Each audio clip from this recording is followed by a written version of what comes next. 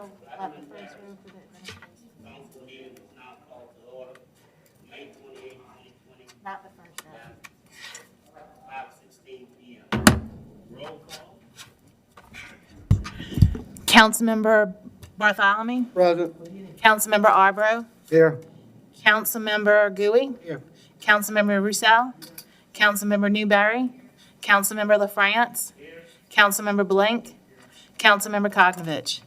Let the record reflect that all council members are in attendance except Councilmember Black, who is absent. Item 2.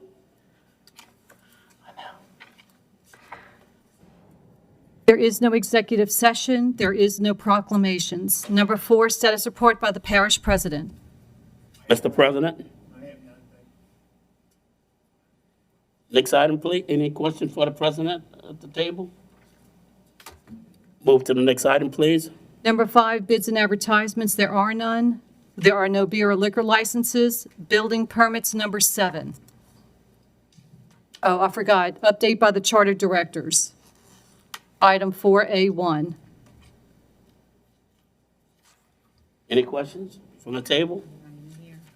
I don't have a question, but I'd like to see us put on the agenda for the next meeting, discussion by the administration on hurricane preparedness, since the hurricane season is beginning, and to include the pump station. He's not speaking in the microphone. Get that? I don't think you're speaking into the Speaker. microphone. I'd like to see an item placed on the agenda for next meeting, hurricane preparedness to include the readiness of the pump stations for the next meeting. Thank you.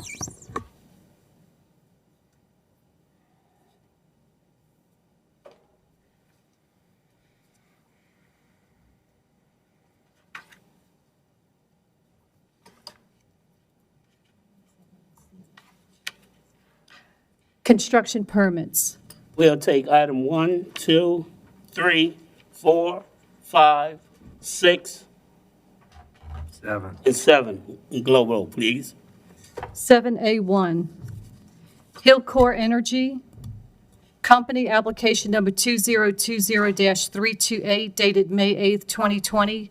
Prop wash, install pile clusters, drill the Abu Prospect Well 1, and install wellhead protector, 6-inch flow line and 3-inch gas lift line, Baylong area, Councilmember Blank. Number 2, Hillcore Energy Company, application number 2020-329, dated May the 8th, 2020. Prop wash, install pile clusters, drill the Abu Prospect Well 2, and install wellhead protector, 6-inch flow line and 3-inch gas lift line, Baylong area, Councilmember Blank. Number 3, Hillcore Energy Company, application number 2020-330, dated May the 8th, 2020. Prop wash, install pile clusters, drill the Abu Prospect Well 4, and install wellhead protector, 6-inch flow line and 3-inch gas lift line, Baylong area, Councilmember Blank. Number 4, Hillcore Energy Company, application number 2020-331, dated May the 8th, 2020. Prop wash, install pile clusters, drill the WPI Prospect Well and install wellhead protector, 4-inch flow line and 2-inch gas lift line, Rattlesnake Bayou, Councilmember Blank. Hillcore Energy Company, application number 2020-332, dated May the 8th, 2020. Prop wash, install pile clusters, drill the WP3 Prospect Well and install wellhead protector, 4-inch flow line and 2-inch gas lift line, Rattlesnake Bayou, Councilmember Blank. Number 6, S2 Energy Operating LLC, application number 2020-350, dated May 15th, 2020. Hydraulically dredge and access channel near South Pass area, Councilmember Koknovich. Number 7, Ardman and Associates, Inc., application number 2020-267, dated April 20th, 2020. Drill 1 soil boring for a proposed radio tower, Phillips 66 Refinery, Councilmember LaFrance. So offered. Second. Seconded by Mrs. Newberry. Any questions? Roll call vote. Councilmember Bartholomew. Yes. Councilmember Arbro. Yes. Councilmember Gooey. Yes. Councilmember Roussel. Yes. Councilmember Newberry. Yes. Councilmember LaFrance. Yes. Councilmember Blank. Yes. And Councilmember Kokavich. Abstain. And the permits are adopted by a vote of 7 to 1 abstention. Item B, please. Providence Estates, Brandon Dodson, final approval for a new trailer park for 12 spaces, 40551 Highway 23, Boothville, Louisiana. Councilmember Kokavich. We have a motion by Mr. Konovich, Offer. seconded by Mr. Blank. Any questions? Roll call vote. Councilmember Bartholomew. Yes. Councilmember Arbro. Yes. Councilmember Gooey. Yes. Councilmember Roussel. Yes. Councilmember Newberry. Yes. Councilmember LaFrance. Yes. Councilmember Blank. Yes. Councilmember Kokavich. Yes. And the permit's adopted by a vote to 8 to 0. Thank you. 9, introduction of ordinances and resolutions. We have several. The first one is for Councilmember Black. An ordinance approving a plan of re-subdivision of a portion of Tract 5-E Bell Chase Plantation, Plaquemines Parish, Louisiana, as shown on the plat of survey of Cypress Park Subdivision Phase 1B by Bryant Hammond and Associates, certified by Hugh McCurdy III, PLS, dated April 28, 2020. The owner having fulfilled all the requirements of the subdivision and re-subdivision ordinance of the parish of Plaquemines without cost to the Plaquemines Parish government or the parish of Plaquemines, and otherwise to provide with respect thereto. For Councilmember Arbro, an ordinance approving a plan of re-subdivision of the property of Camille and Michael Shudzinski, Plaquemines Parish, Louisiana, as shown on the map of re-subdivision, a portion of plots 22 and 27 into lots 22A and 27A, Bell Chase, Section D, by Hugh McCurdy III, PLS, dated September 17, 2015, amended April 14, 2020. The owners having fulfilled all the requirements of the subdivision and re-subdivision ordinance of the parish of Plaquemines without cost of Plaquemines Parish government or the parish of Plaquemines, and otherwise to provide with respect thereto. The next introduction is for Councilmember Newberry. An ordinance approving a plan of re-subdivision of lots A-6 and A-10, Sarah Plantation, Bell Chase, Plaquemines Parish, Louisiana, into lots A-6A and A-10A, Sarah Plantation, Bell Chase, Plaquemines Parish, Louisiana, as shown on the plans and plat of survey by Dufresne Surveying and Engineering, Inc., dated July 6, 2018, revised February 11, 2020. The owner having fulfilled all the requirements of the subdivision and re-subdivision ordinance of the parish of Plaquemines without cost to Plaquemines Parish government or the parish of Plaquemines, and otherwise to provide with respect thereto. The next introduction is for Councilmember LaFrance. An ordinance pursuant to Act 665 of the 2016 regular session of the Louisiana Legislature relative to communication districts to levy emergency telephone service charges, 911 service charges, and otherwise to provide with respect thereto. The next introduction is for Councilmember Blink. A resolution to authorize the parish president, Kirk Lapine, to establish a checking account at Regions Bank for the LA Safe Harbor Refuge Project and otherwise provide with respect thereto. Mr. Chairman, that concludes our introductions. Thank you. Ladies and gentlemen in the audience, you only can sit in a seat that has a sticker on it. If anyone's sitting in a seat that doesn't have a sticker, I'm sorry, you're going to have to leave.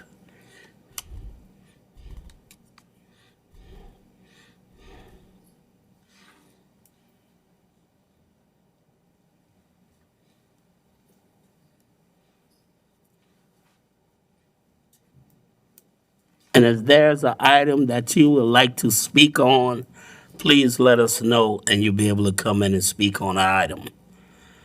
Mr. LaFrance, is there a telefeed out into the foyer? Is there or any audio out there for folks to listen along? No. You can go to YouTube. We- Isn't it YouTube Live? We should work towards having that at the next meeting here if we can. We'll get Mr. Beshett will help with that.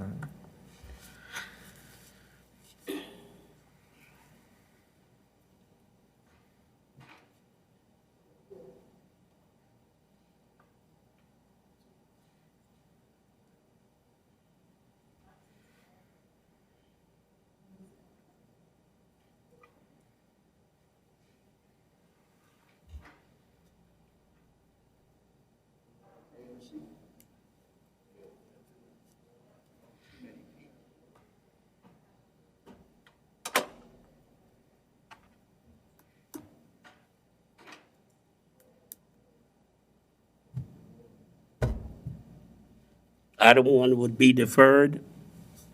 9A1 will be deferred, okay?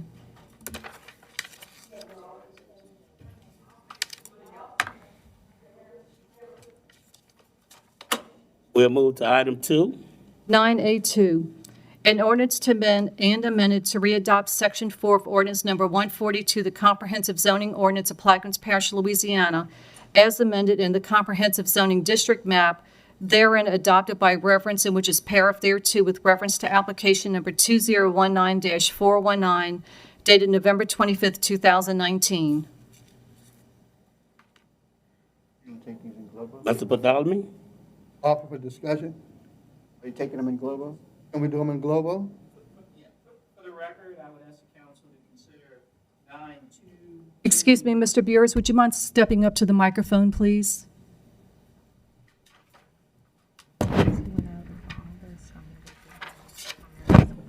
I'd like to ask the council to consider 9A2, 3, 4, 5, and Globo for discussion only at this time. Okay. And you can go ahead and read them just so it's in the record. 9A, I've already read 9A2. 9A3, an ordinance to amend and amended to readopt Section 4 of Ordinance Number 142, the Comprehensive Zoning Ordinance of Plaquemines Parish, Louisiana, as amended and the Comprehensive Zoning District Map therein adapted by reference and which is paraphrased thereto with reference to application number 2019-420 dated November the 25th, 2019. 9A4, an ordinance to amend and amended to readopt Section 4 of Ordinance Number 142, the Comprehensive Zoning Ordinance of Plaquemines Parish, Louisiana, as amended in the Comprehensive Zoning District Map therein adapted by reference which is paraphrased thereto with reference to application number 2019-421 dated November 25th, 2019. 9A5, an ordinance to amend and amended to readopt Section 4 of Ordinance Number 142, the Comprehensive Zoning Ordinance of Plaquemines Parish, Louisiana, as amended, and the Comprehensive Zoning District Map therein adapted by reference and which is paraphrased thereto with reference to application number 2019-422, dated November the 25th, 2019. We have a motion by Mr. Bartholomew for discussion only. Do I have a second? Second. Seconded by Mr. Blank. Mr. Bartholomew. Anybody have any comments? Come before the public? I'm for it. Do you have anybody else outside?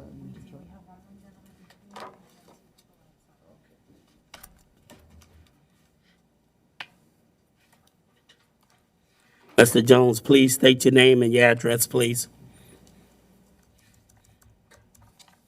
My name is Blake Jones. My office address is 1 Shell Square, 41st floor. My home address is 1116 Valmont, uptown New Orleans, near De La Salle High School, if you know where that is, sir. Thank you. Right.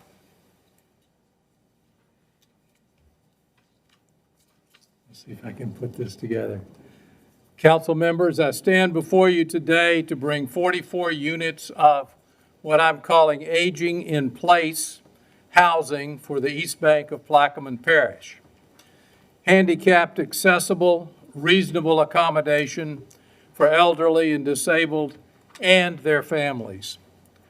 We believe that aging in place, in fact, if you looked at the paper on Monday on the front page, you saw a lot about that and how the people who are in nursing homes were not doing so well, and aging in place is over 3 times more affordable and 1,000 times more acceptable to the people who would like to remain in their houses.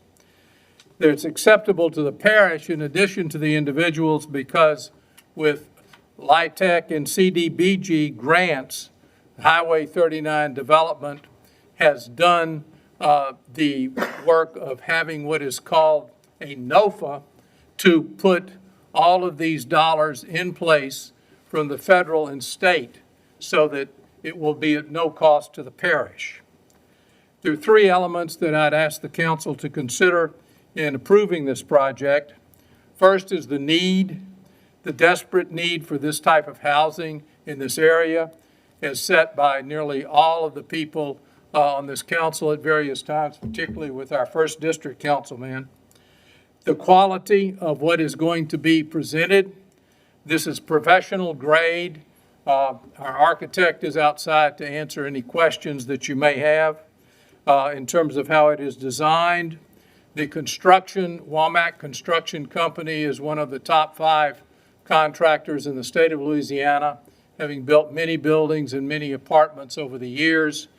They have, just to give you some information, $200 million worth of bonding capacity. This is a $12 to $15 million project. The management will be Summit Management with Mr. Peralta, who has many, many years of experience in these kinds of LIHTC units. So the benefit to the parish government, to the people of Plaquemines, the benefit to everyone. I have today provided you all with a separate piece of paper that will, I guess it's a 3 or 4 inches thick piece of paper right now. We killed a few trees for this so that you might better have an opportunity to look at it.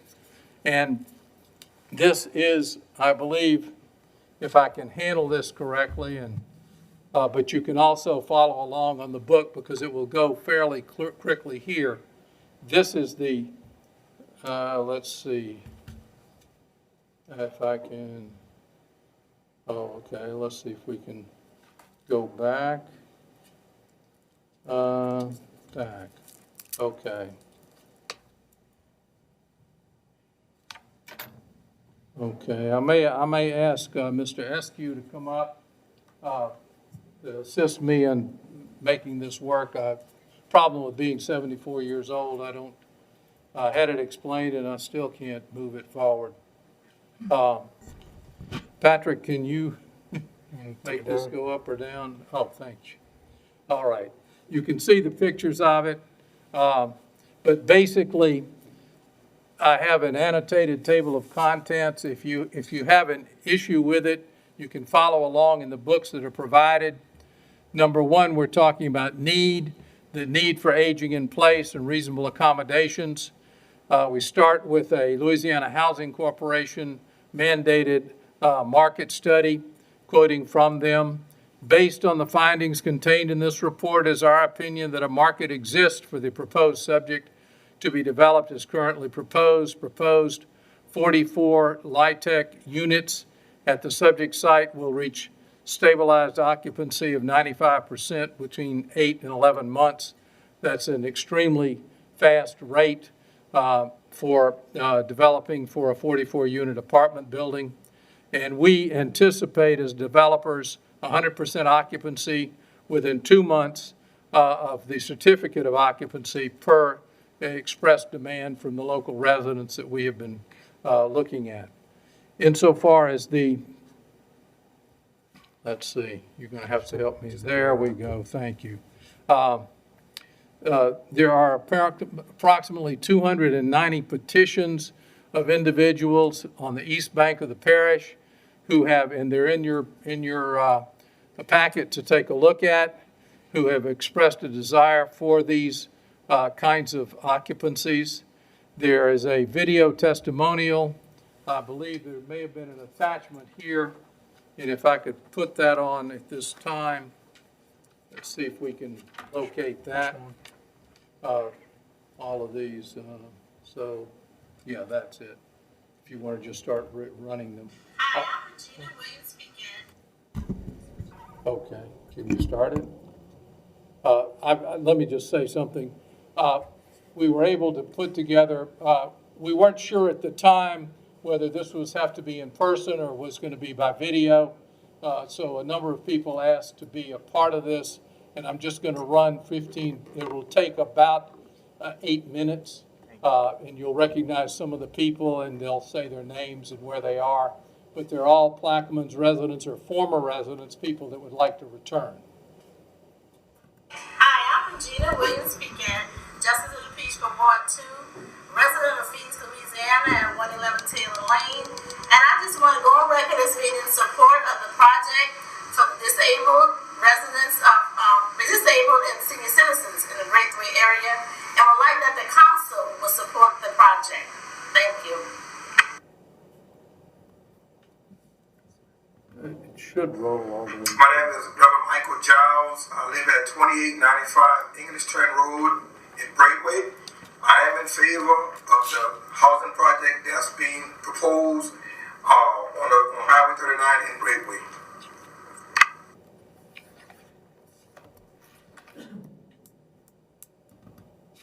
My name is Don Dorsey. I live at 3173 English Town Road, Breakaway, Louisiana. I am in favor of the housing that they want to come and build In Braithwaite? in Breakaway. My name is Colin Trufon Pope. I reside at 8149 West St. Bernard Highway, apartment 4201 in Chalmette, Louisiana. I'm in favor of the low-income home that's being built in Braithwaite, Louisiana. And if they do decide to build, I would like to go back home. My name is Reverend Gerald Homer Sr. I live at 13489 Highway 23, and I am in favor of the apartments that will be built in Breakaway, Louisiana. Thank you. My name is Regina Jones, and I live at 4808 East Judd Perez in St. Bernard. And I was displaced for Katrina, and I'm in favor of the low-income houses for to be built in Breakaway. My name is Ronald Singleton. I'm pastor of Pilgrim Rest Baptist Church in Empire, Louisiana, 33800 Highway 11, Empire, Louisiana. I've been blessed to be there 21 years. We have been through a lot since I've been in Blackwood Parish. We've been through Katrina, and we're going through the present day crisis, and I thank God for all the things that I've seen him do and bless us to do, and we continue to try to reach out to make a difference in the lives of the people in Blackwood Parish. Presently, we have 221 families housed in Blackwood Parish on vouchers for the disabled, and being disabled myself is something that I take very, very personal, to go out and try to help those who hurt the most when these disasters come in. It's the disabled people. And presently, the majority of the people that we have on our plan is in Dutchess, Louisiana, because that's where most of your plan unit development is. We have several families, many families, who are trying to come back home, even from Hurricane Katrina and all of the disasters that's come behind that. And I see an opportunity now to bless the people with a place that's planned, a place that they'll be able to come in and live in, and be in fellowship with their families, and families help them live independently, have the necessary medical services right there at the unit, have the support for food, all the things that it takes for a disabled person to live independently will be in this development. So I am excited about it. It is very, very needed, because we have so many disabled people in Blackwood Parish, being down here 21 years living in substandard housing. And now we have a chance to help those people live a better quality of life. So this is a once-in-a-lifetime opportunity. Everything seems like it's just fell in place, and I just believe God is going to bring it to pass. He's going to move in a way that the people will be blessed. And so many people from St. Bernard who are there because they left because of the disaster and have contacted me and want to come back home, will have an opportunity to come back home. Yeah, and be able to live in Braithwaite as opposed to living outside of Plaquemine Parish, and be in fellowship with their families. We're not bringing anybody from outside. These are local people who have been displaced because of disaster, and they're disabled. They can't really help themselves. And it'll be a great, great opportunity for them to come back and live in Plaquemine Parish. And one thing I can say also in closing, that disability does not discriminate. And the one thing we've seen over the years, 70% of the people in the parish are not a minority. And about 68% of the people in the program that we have in Plaquemine Parish are not minorities. Okay? And we know that everybody's affected by disability, and this is an opportunity to address all of those needs. Thank you.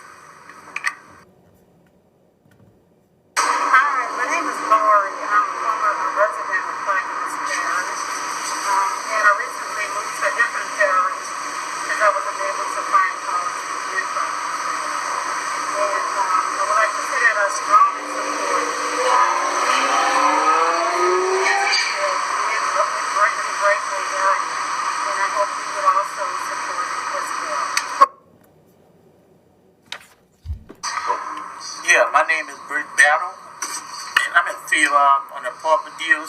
in Platinum.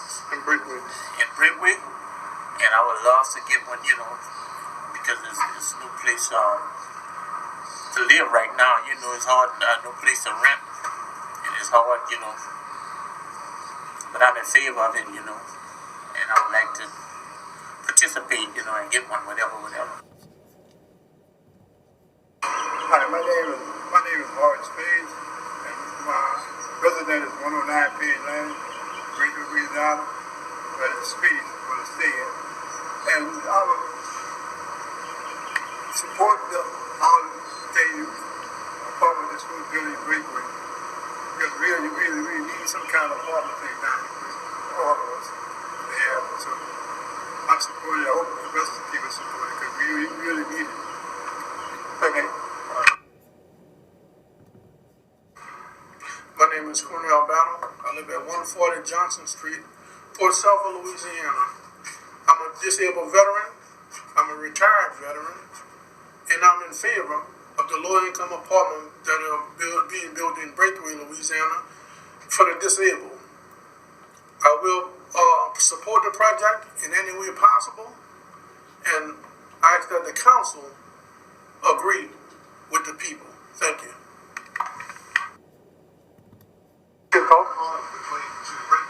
Say your name and your address. My name is Lily Mae Francis Colson. Your address? One address is box 15401 Highway 39, Breakaway, Louisiana. 740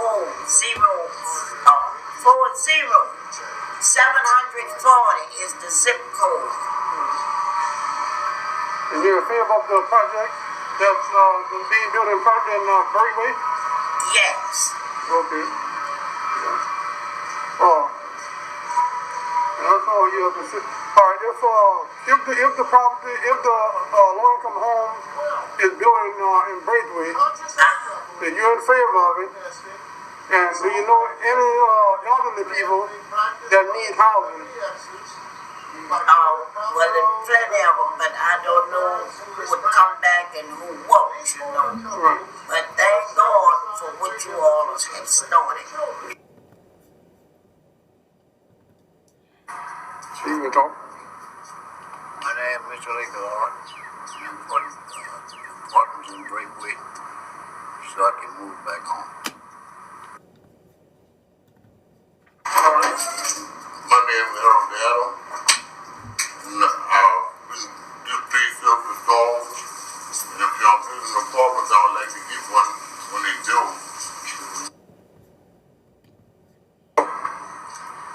My name is Trudy Hamilton. I live at 529 Perrin Drive in Araby, Louisiana. If the apartments are built in Breakaway, I would like to move back home because that's where I'm from. I'm from down in Blackman. Okay, now how do I get back up to the top? Just this one, yes. Okay. Thank you. Okay, we're good. All right. Basically, that's talking about the need, and the issue that we're talking about now is the area that the Housing Corporation Market Feasibility Study. This is on number 1D, present and former residents. The primary area that will be solicited for these folks. I think if you look in our packet that you have, number 1D, basically the only thing that you have, and I'll just hold this up here because it's in your packet, but basically, aside from looking for a lot of ducks and fish out here, you can see the East Bank, but it's part of St. Bernard and all of Plaquemine Parish. So we're not looking anywhere else but that. Frankly, we expect to have it full just with the people that have already expressed interest.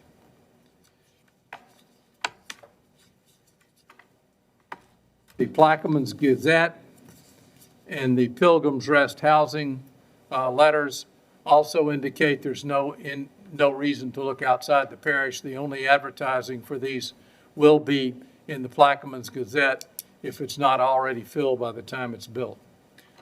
The East Bank Plaquemines official petition for housing is how this got started. And I'll quote from the letter that he wrote to the Louisiana Housing Corporation. Affordable housing is an important necessity for our community due to the social economics of the East Bank of Plaquemine Parish. Many community members are on fixed or low incomes and have no incomes at all. Also, many are elderly with disabilities.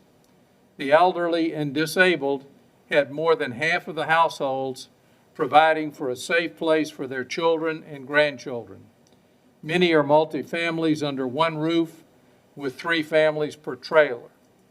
This is from direct quote from Mr. Bartholomew, your District 1 councilman. The need is established.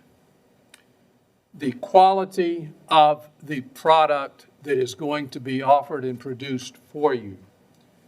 The design, the construction, the management. Mr. Silbernagel, who is an AIA certified architect, has done this. He's outside. If you have any questions, we'll bring him in. But the standards really are up at the top that you can see rather readily. 2 and 3 bedroom units. This allows for a caretaker to be there if it's a single person that has the need and someplace for them to be, and a 3-bedroom unit for a caretaker, a husband and wife and 1 or 2 children, depending on how this works. So you all know how this is going to happen. These are all 2 and 3 bedroom units. There are no 4-bedroom units, and it's all designed for people to take care of the old folks, if you want to get right to it. So it has 150-mile-an-hour wind resistance. It has double pane windows. There are a number of issues that if you look at it, you can see how this is done. There are going to be security cameras. This is 18 feet above the ground. This is what the CDBG funds for $5.5 million added to allow for the elevation so that this could happen. There's handicapped accessible wide doors, and each, of course, would have elevators. And guess what? There are also sprinklers throughout. There are very few 2-story buildings in this. In fact, I'm not even sure it's required, but we have the sprinkler system because if someone is handicapped and not able to get up and down quickly, if you have 11 discrete units, you're not going to have more than 1 on fire at any given time, but you have to anticipate that. And so when you do, what you're going to look to is a sprinkler unit, so they might get wet, but they won't get burned. That's kind of the situation. Now, in terms of the construction, it's going to be with Womack Construction. They've done many, many projects over the years. I think there's a separate brochure that they provided us, but the Ricky Hodges, who is outside, or maybe he's right there. There has been their construction foreman on many projects for many years. He's part of our group, and they will be coming in to do the kind of quality construction that would make us proud and the parish even more proud to have people living in housing that they will develop. The Summit Management Packet is attached in your packet under 2B. They are qualified LIHTC managers. They've handled over, I think, 2,000 apartments in time. Mr. Peralta is the president of that, if you see the Peralta name on that. So with regard to the quality, we think that we are well set up. The bonding capacity of $200 million is well sufficient for what this project is. And if you don't fully comprehend what that is, because I didn't at the time, if for some reason we walk away from this project half finished, and you all may have some concerns about that, the bonding capacity is going to ensure that this will be finished and completed. That's what bonding is all about when you build a building. Some of you already know that, but I thought I'd emphasize it. There is a strict parish benefit to this. We start with the negative. Sometimes you define the donut by the hole. It's no cost to the parish. There is an in-place road that was developed when it was to be a subdivision before Katrina, when you could put on ground slabs and that sort of thing. There was a very nice subdivision set out there. There is underground wiring. There is gas. There is electricity. There are all of the various telephone connections. And there's lighting back and forth, and it's off Highway 39. People are not coming on and off the road for all the various activities. It's all separate in place. What you have is a benefit to the parish, and you all can tell me these numbers better than I, but I did do a good bit of work with assessors at one point, not this one, but the parish property tax for a commercial building, somewhere 15% for the building, 10% for the land, if I recall, is going to be somewhere around $150,000 a year benefit to the parish. In addition, the sales tax potential, and since there aren't very many businesses that you can go buy from, they're mostly going to go to St. Bernard right now, to tell you the truth. But this will be an incredible incentive to bring business into the east bank of the parish. I think you have one, maybe a dollar store or something. You have a store right at the corner of the where the ferry comes across. You have a number of businesses that could develop in this area coming forward with this number of people needing city services. Finally, the aging in place quality of life benefits to the residents themselves. The AARP, and it's in section 4 of your packet, to just quote, most prefer to receive long-term care at home. Louisiana spends over 3/4 of the state's Medicaid funds on institutional care, and on average, the Medicaid program can provide 3 people for the cost of serving 1 person in a nursing home. In other words, this kind of home-based living is a phenomenal advantage for both the individual and for the state of Louisiana, as well as, and I'll just add this as an aside, keeping people safe from the COVID virus and all of that. You've seen that, and that has exposed the issues associated with nursing homes, the minimum wage care that they get, those types of activities. They're going to get better care with a home provider or with their own folks taking care of them. Section 5 is correspondence with the parish to set this up. You all may want to look through that at any time later on. I'm going to skip over it. But with the St. Clair Estates location particularly, this is number 6 in your folder, I mentioned this before, the subdivision is built out before Katrina, so it is still in good shape, and we will pledge to make sure that the road is up to standard, that all of the street lights are working, things of that nature. In that regard, we met with the parish. We had a meeting with Mr. Lapine and all of, really 8 or 10 or 12 of his staff, the people that handle the sewerage, the drainage, the grass mowing. I think we had 12 or 15 people around the table.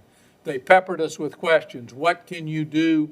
What happens with this? Have you checked it out? It's been a while. They asked some very good questions.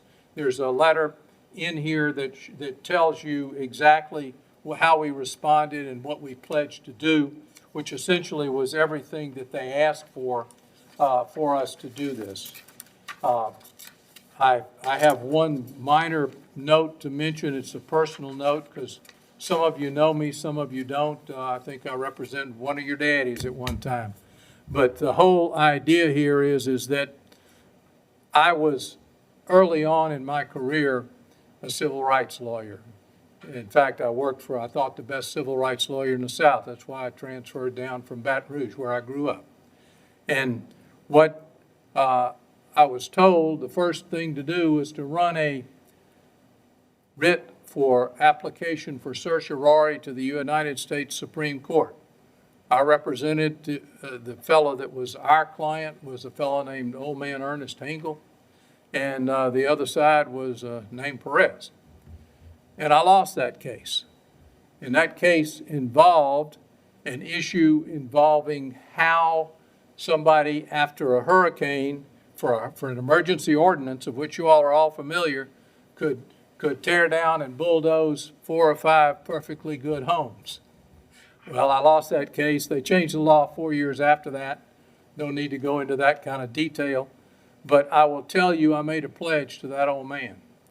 And now I'm probably as old as he was today, because that was close to 50 years ago. And what happened was I said I was going to do something for housing in this parish. And I'm here today to ask you to help me to do that. I'm open to any questions or any of the folks that are here and available. Anyone from the table have any questions? Thank you for your presentations. All right, sir. Thank you all very much for your attention. Mr. Chairman, Ms. there are Barber? 3 people that would like to speak, and we do have some email comments to read as well. Okay. Anyone in the audience who would like to speak on this item?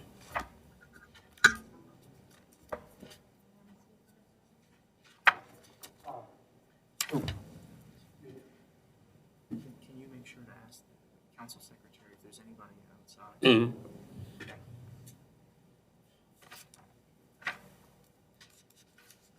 This is on the pro side.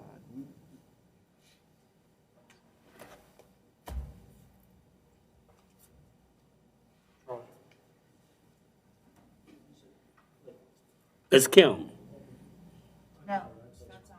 Yes, sir. do we have anyone outside? Yes, we do. Okay.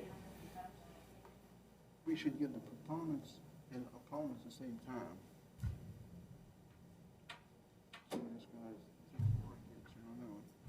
Good evening. My name is Charles Silvernagle, CLS Architects, 3129 Edenbourne, Metairie, 7002.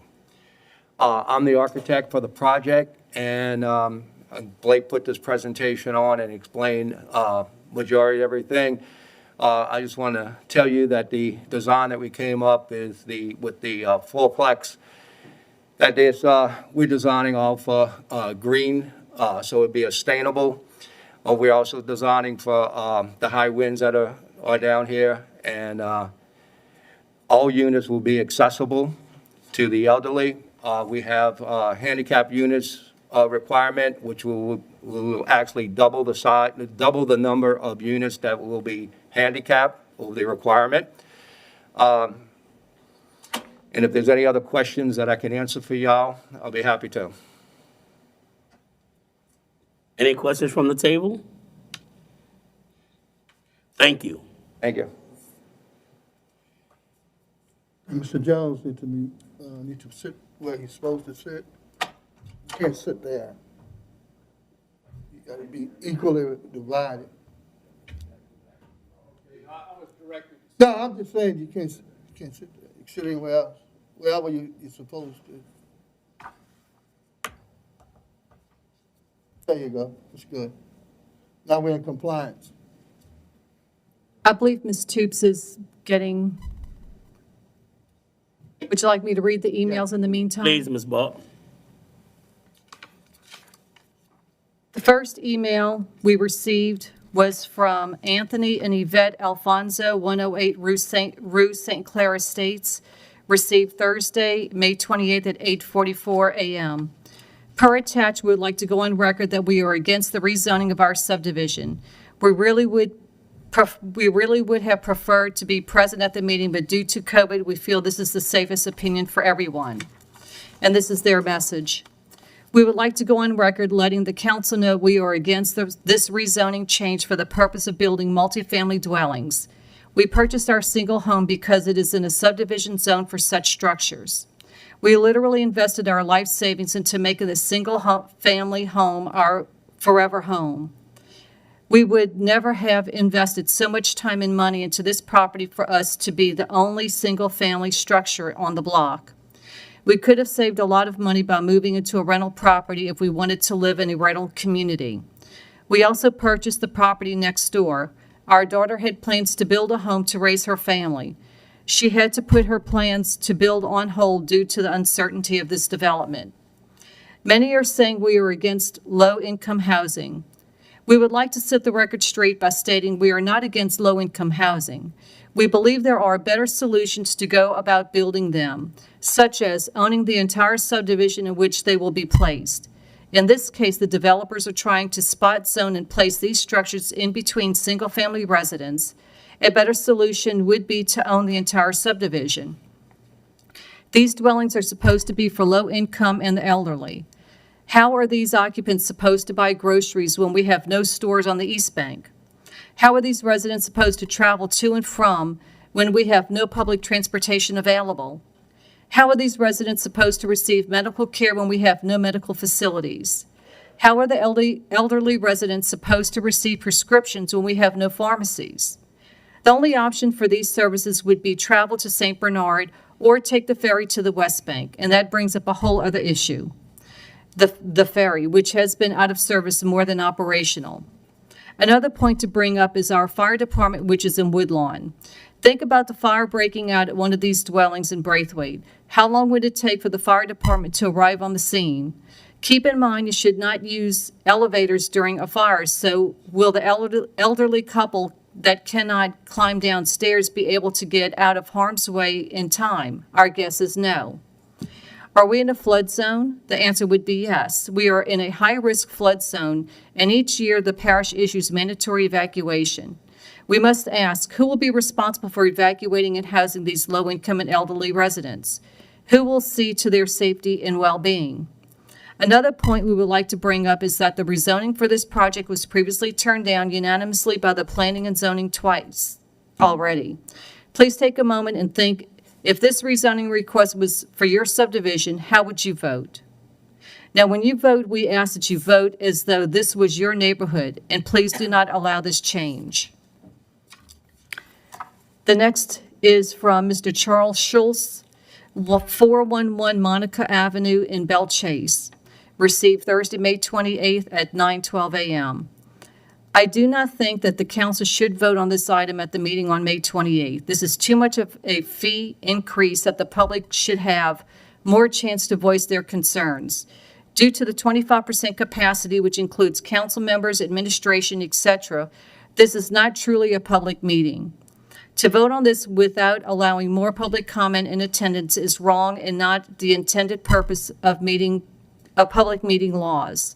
How can public respond to any comments a council member or administration member makes or ask a direct question through email? I would like the council to defer until a normal meeting or at least 50% capacity is allowed. Mr. Charles sent in another email at 9:13 a.m. As stated earlier, I wish the council would not take up big items on a meeting that is so restricted on who can attend. With only 25% capacity, which includes council members and administration, the public does not have a chance to attend and voice concerns. I am not necessarily against this fee, but would like, oh, I'm sorry, I got the wrong one. That's it.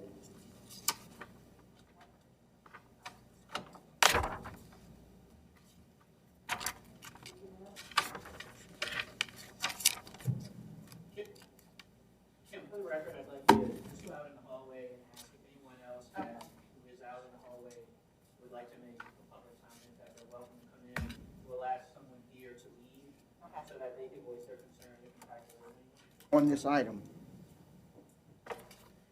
I think we got people coming on different items. Please state your name and your address, please.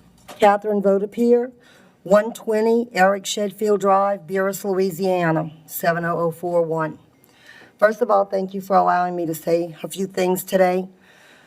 I got involved with this right about the time we had a stay-at-home proclamation made to us. I've had a lot of elderly people, handicapped, talk with them. I've also did my homework with these people that are supposed to be the developers, the people that's supposed to be architects, and I got to meet with the attorneys. I don't see anything wrong with the fact that they are trying to make adequate and available homes and livings for our parish people. From what I understand, this is not supposed to be open to everyone to come in here and be able to get a apartment. This is not Section 8. And we have people that live, especially in the Buras area, their ramps are broken. We went and replaced flooring in some of their homes. They would really like to be in a better place, in a better position. And that this is not costing anything, and I don't understand what the holdup is or what the code violation or the rezoning is. I just wish that y'all would look at the fact that it's not costing us anything in the parish, and that we would be able to give 44 homes to people that deserve a better way of living than the third world conditions that they're in. A lot of these people have black mold in their house. A lot of them don't know how they could get funding to try to fix some of the things in their house. So I'd appreciate it if y'all would really take a good look at this and realize that this is going to enhance their lives. It's not going to hurt them. And as long as they're telling me that this is just for the parish, we 100% in back of it. So I appreciate your time. Thank you. Y'all have any questions for me? Thank you. Anyone else?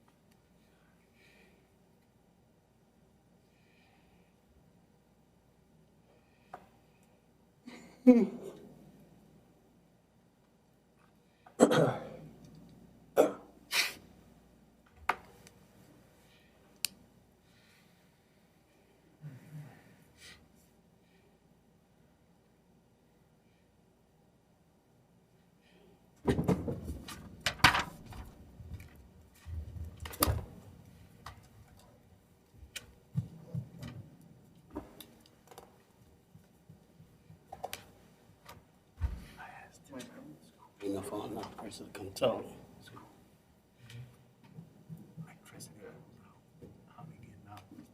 He already talked once. He's already talked once. No, I just spoke with the architects. So you can't come up again. State your name and address for the department. Oh, my name is Pastor Singleton, Ronald Singleton, 3817 Melissa Drive, Harvey, Louisiana. I've been in Plaquemine Parish at Pilgrim Rest Baptist Church, Pilgrim Rest Community Development Agency, 21 years. We have been blessed to administer the housing program that we have in the parish. I've seen it grow from 0 to over 200 families that we have housed in Plaquemine Parish. I formerly played football for San Francisco 49ers and blessed, and they got a very good retirement system. So I'm not pressed for any money, so I'll tell you the truth. Being disabled myself, I know what it is to be in the condition of the people that we work with. The disabled were hurt the most in Katrina, Rita, Gustav, Ike, and Isaac, and even right now in COVID-19. They can't take care and do for themselves. We can get motivated, folks who can use their brains and bodies are in good shape, but the disabled can't. And disability does not discriminate over 70% of the people on the program are not minorities that participate in our program. We try to provide good, safe, quality housing in the program. And I see people in here now who have family members who have properties that are on our program. And over the years, we've been able to pay them for doing good by them disabled people, very good. So I say this, that with COVID-19 and we seen that the disabled or the people who are in nursing homes make up less than 1% of the population, and fully 22% of the people or more that's dying are in nursing homes, that's going to become a bigger and bigger need for assisted living to help individuals live free and independent from being in nursing homes and having a place to stay where the doctor could meet them or where they could have food assistance and they could live in the community where they come up in. And I say that to say this, that we got people still trying to come back home from Hurricane Katrina, trying to get back. Can you imagine? And all the other disasters that Plaquemine Parish has faced. And we got people in the parish who is trying to find a place to stay. This is America. And this is a place where you can dream. Look, I came up in the okra fields and all those kind of things. And God blessed me to get a college education and further.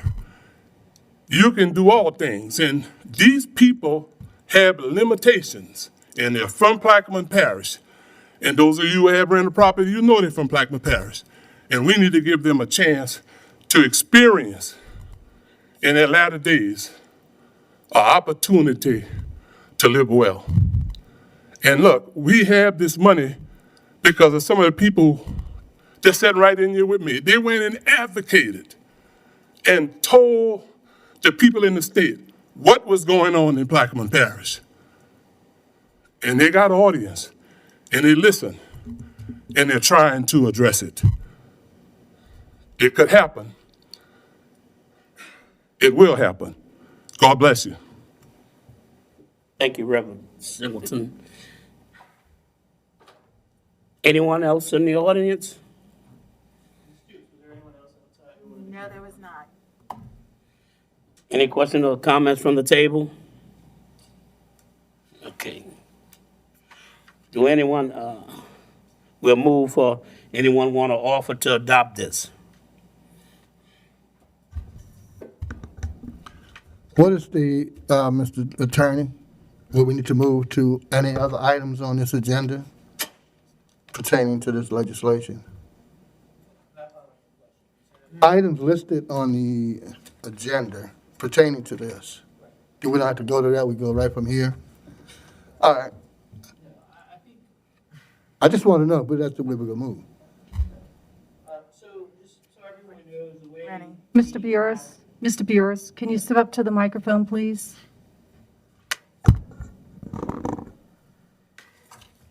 Just so everyone knows, the way these matters are typically handled is there's an ordinance, which if the council authorizes and approves the zoning map change, it adopts an ordinance. And the reason is because the map itself is an ordinance.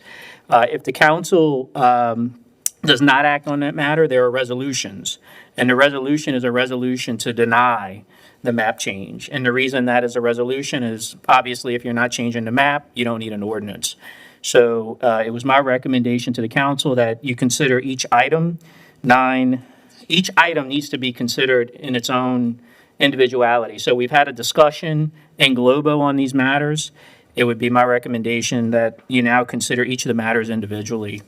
Obviously, if the matters pass, then the ordinance passes. There's no need to consider the resolution. Obviously, if the ordinance fails, then you can go to the resolution and adopt a resolution denying the map change.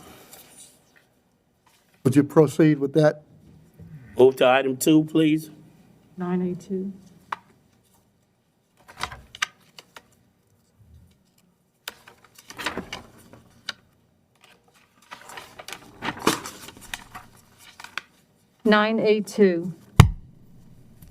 An ordinance to amend and amended to readopt Section 4, Ordinance Number 142, the Comprehensive Zoning Ordinance of Plaquemines Parish, Louisiana, as amended in the Comprehensive Zoning District Map therein adopted by reference and which is paraphrased thereto with reference to application number 2019-419 dated November 25th, 2019.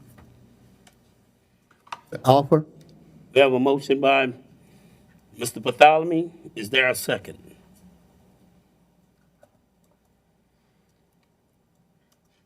Is there a second?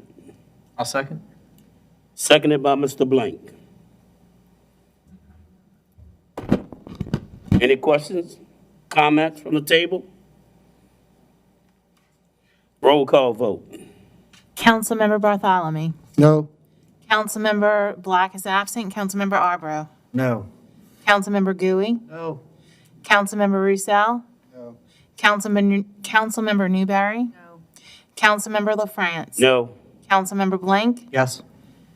Councilmember Koknovich. No. And the ordinance fails by a vote of 7-1. Move to item 3, please.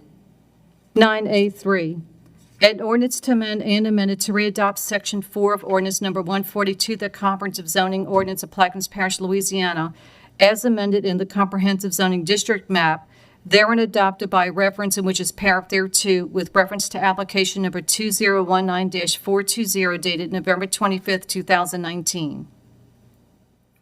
I offer. We have a motion by Mr. Bartholomew. Is there a second? Is there a second? Second. Seconded by Mr. Blank. Any questions from the table? Audience? Roll call vote. Councilmember Bartholomew. No. Councilmember Black is absent. Councilmember Arbro. No. Councilmember Gooey. No. Councilmember Roussel. No. Councilmember Newberry. No. Councilmember LaFrance. No. Councilmember Blank. Yes.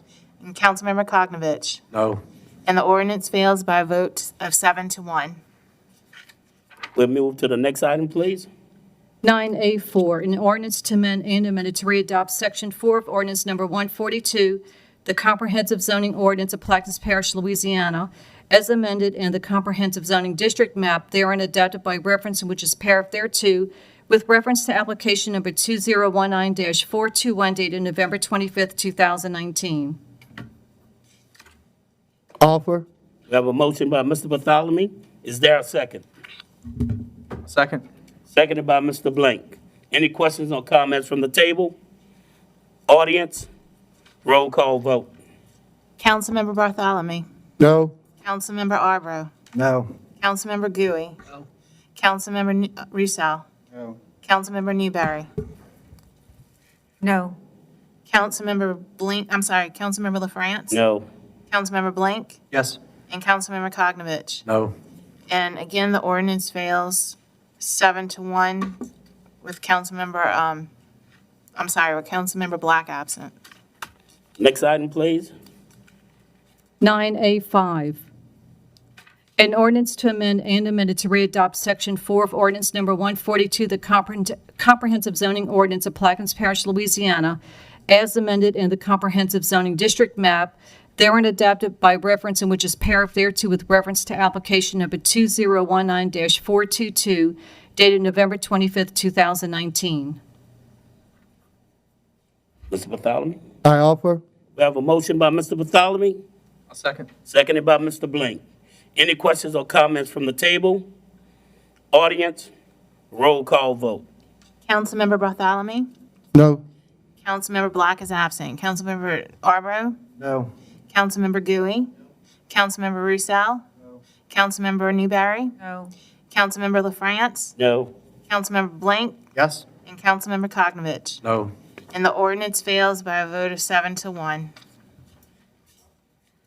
We'll move to item H.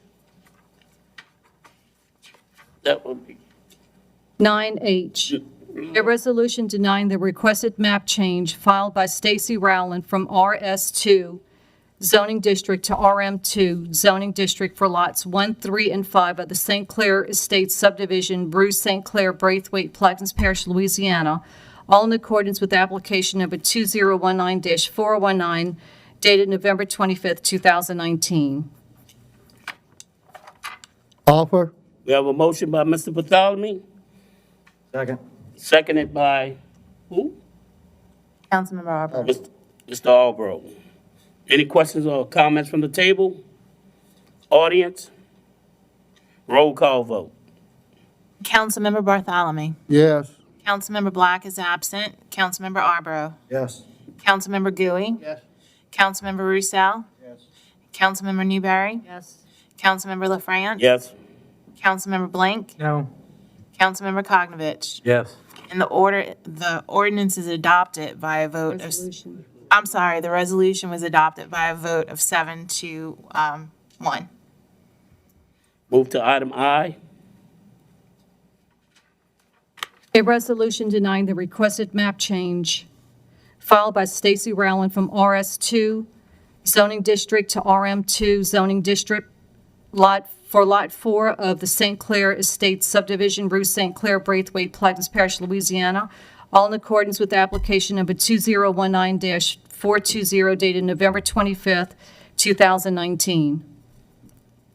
Offer. We have a motion by Mr. Bartholomew, Second. seconded by Mr. Carver Albro. Any questions or comments from the audience? From the table? Roll call vote. Councilmember Bartholomew. Yes. Councilmember Black is absent. Councilmember Arbro. Yes. Councilmember Gooey. Yes. Councilmember Roussel. Yes. Councilmember Newberry. Yes. Councilmember LaFrance. Yes. Councilmember Blank. No. Councilmember Koknovich. Yes. And the resolution is adopted by a vote of 7 to 1. Next item, please. J.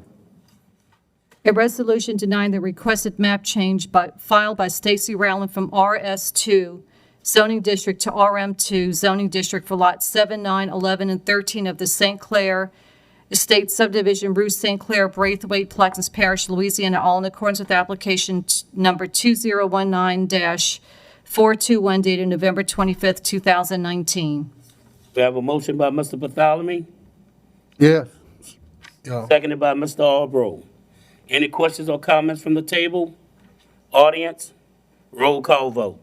Councilmember Bartholomew. Yes. Councilmember Black is absent. Councilmember Arbro. Yes. Councilmember Gooey. Yes. Councilmember Roussel. Yes. Councilmember Newberry. Yes. Councilmember LaFrance. Yes. Councilmember No. Blank. Councilmember Koknovich. Yes. And the resolution is adopted by a vote of 7 to 1.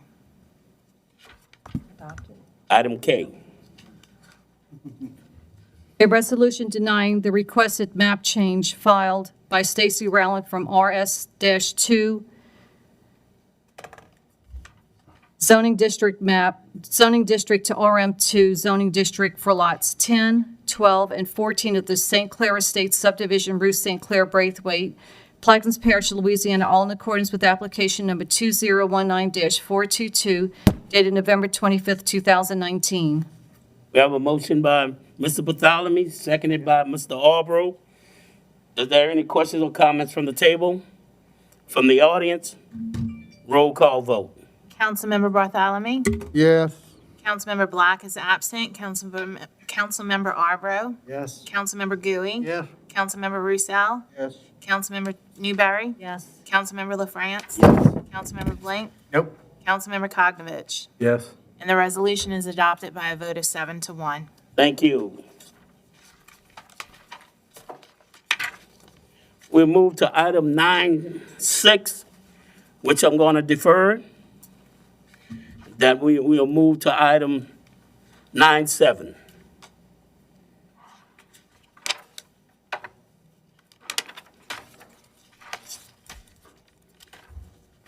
Nine A7, an ordinance pursuant to Article 3, Plaquemines Parish Boat Harbor, Section 6-41, to set fees for lifting, blocking, storage, and stationary lifts at the Empire, Venice, and Point La Hache shipyards, and otherwise to provide with respect thereto.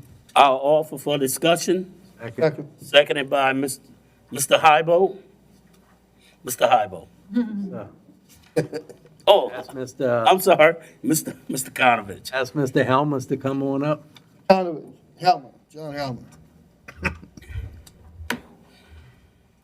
And Mr. Chairman, we do have some emails to read for this, Okay.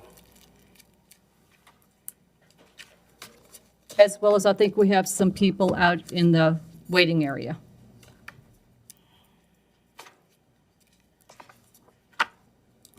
John Helmers, Plaquemines Parish Government, Director of Coastal Restoration.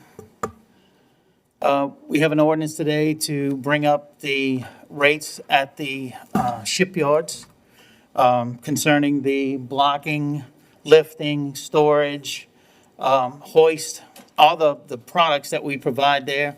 These, the rates that we have currently now are the cheapest in the nation, not just the state. We are currently running between the harbors and the shipyard of almost a $500,000 deficit in our budget.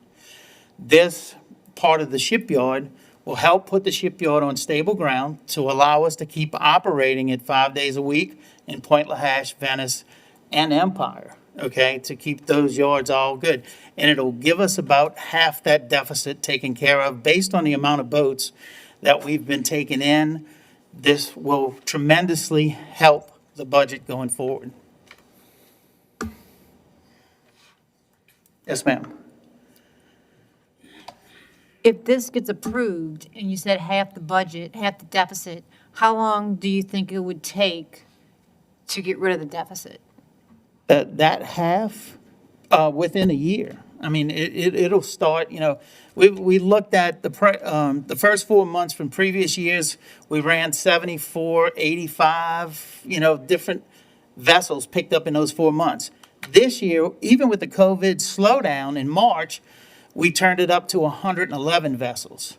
So I had sent y'all a spreadsheet that kind of shows you the difference in the delta of what would be if, you know, that we're leaving on the table now. And if you took that amount and multiplied it out, that would show you the difference. Now, we do have a change. We had a meeting with Councilman Kognovich, Ms. Arneson from the fishing community, and Mr. Forshey, a concerned citizen, about the rates. And we sat for 3 hours Tuesday night and came to a compromise, which they're passing out now on the rates. That would still keep us in the window of doing that. Yes, sir. Excuse me, that is not the changes for the rates yet. Oh, okay, that's not the changes, okay. We got them. All right, you get there. So you mentioned that a $500,000 deficit, that includes the boat harbors and the shipyard? Yes, sir. So can we segregate the shipyard since that's the only thing we're dealing with right now? And what is the deficit? Yes, so it's about $250,000.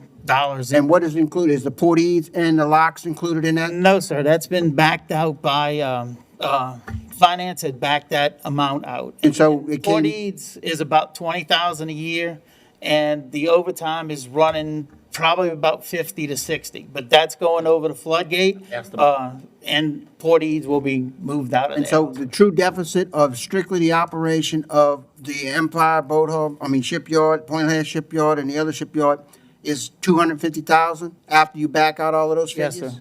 Yes, sir. Okay.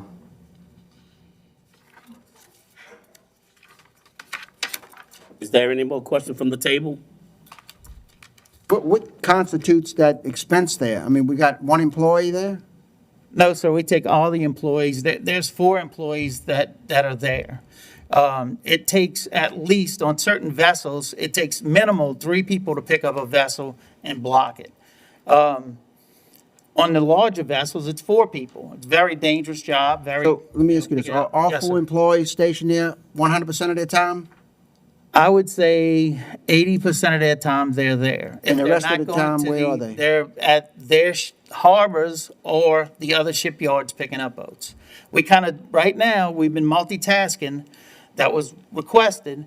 So we have the guys working at a certain harbor one day, working the shipyard one day, working another harbor, going across the river when they needed to pick up over there. So we're moving everybody around trying to make this thing work. I understand that, but I'm trying to get a true picture of what it actually costs to run that shipyard. And if the employees are dedicated to the 3 shipyards, then that's the real number. Right. If they're taken and they're being spread around to do other services in the boat harbors, then there's a percentage there that the boat harbors are responsible for. Right. And that's what I'm asking. So you're saying 80% of their time is? 80% of their time's at the shipyard. But you're billing them at 100% to the shipyard? No, sir, they're being billed to their prospective harbors. That's the way finance has it broken down right now. And so, when we get to the harbors, then there won't be any expenses there for manpower, correct? Yes, sir. Okay. Ms. Newberry? Yes, do these, this is a question for Rennie. Does, this need to be published before we vote on this? Published in the paper before we vote on this?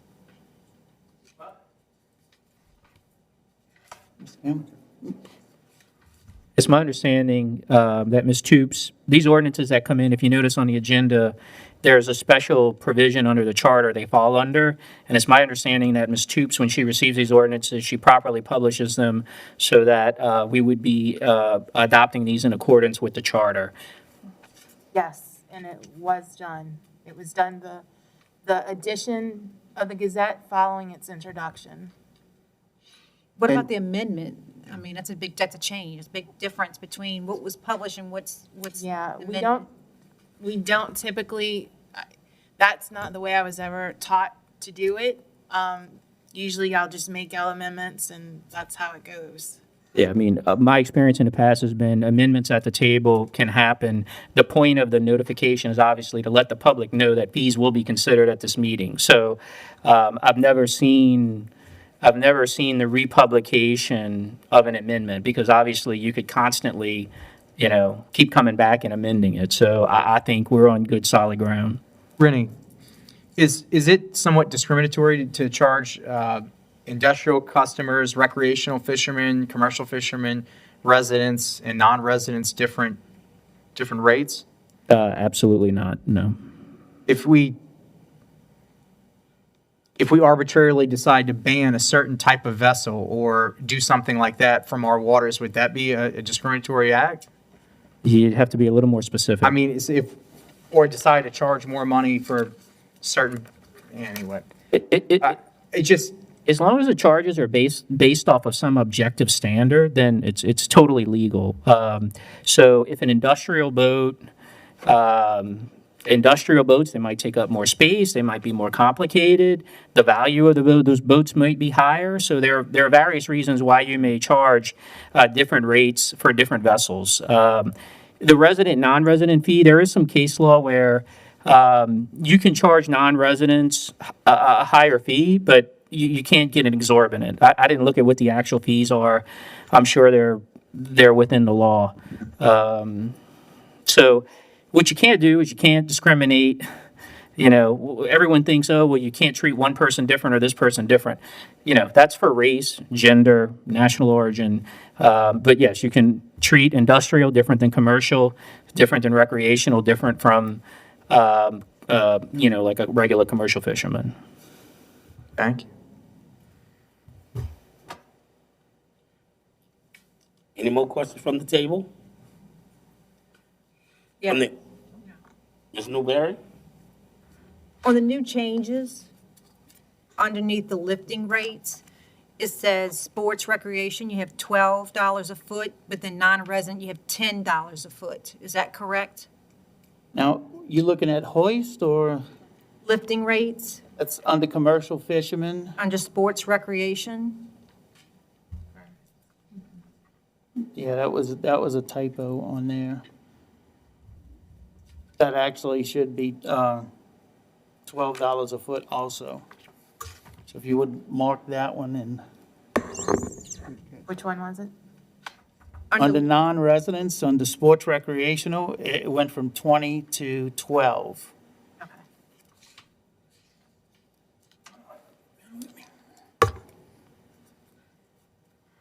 Thank you for catching that. Looking at so many spreadsheets, so. So the original recommendation was 20 and it's been reduced to 12? Yes, sir. Yes, sir. Now, this is a 3-hour lift to pick a boat up. Just like last night, we had a boat. Mr. Konovich called me, he had a boat that was stuck outside the wall. They were taking on water we told them that they pulled up on shore, we told them hold tight, we'll keep the crew there, and we picked them up and lifted them last night so they wouldn't sink. That's the kind of stuff that's gonna go away if we can't keep our shipyard going all the time. So that's the real important stuff for the people that work out there in the bayou that's going on. We can try to provide this service and keep going if we can get a sustainable rate. And that's what this is all about. I've taken this number, I've taken the numbers from the deficit, we crunched them, we met with people, we talked with people, and we came to this consensus here. And that's why tonight we have the changes offered. And based on all the shipyards we called and the research we did, we're still well within a favorable mark to take care of our residential commercial fishermen and our tenants to our boat harbors, which has a discounted rate in this form. So with that, any other questions? John, could you explain a little bit about some of the housekeeping measures in here, how the price goes up over time to encourage Right. derelict boats not to just sit on the shipyard, that kind of thing? We have some boats that are sitting out on a shipyard. Our rates right now are very minimal after the 3 days. And it's an $8 rate. And some folks pick their boats up, put them up there, and they leave for 3 months. It ties up our shipyard completely. I mean, they'll come back and they'll put it in. So in the change here, we came up with an additional, we gave them, in this new rate now, the old rate is 3 days of blocking and that. Now you get 7 days of blocking and storage, so you can do your work to get done. After the 7 days, it'll go up to $25. Now I'm talking residents. It'll go up $25 a day for the next 7 days. Then after that, for the next 2 weeks, it'll go up $50 a day to get to 30 days for 1 month. Then $100 a day from there on. And the reason that's put there is to have these folks work on their boat, get what's done, and get them back in the water. Then we can turn more boats quickly and get them off the shipyard so we have other customers that come in. And that, you will increase your rate of boats that are coming in and out without people storing their boat. We're not a storage company, but we have people right now, we have a few boats on the yard that are fixing to go to the crusher. These people left, gone. No, we've chased them down, looked for them, nothing. They've been up there 5 years. So we're finally starting to remove that stuff to keep that shipyard flowing and clean. This is, one of the nicest, what I would say, community shipyards that, I've seen around. And it's got a potential to grow even more. Any questions from the table? Any more questions? Any questions, comments from the audience?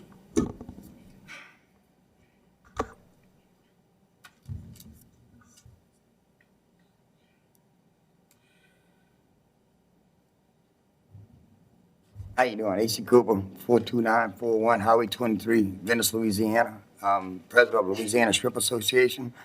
And he's kind of off a little bit when he started talking about the shipyards being picked up. Now, they pick these shipyards up, these guys, they are paid salaries. They are on salary at the time they pick them up.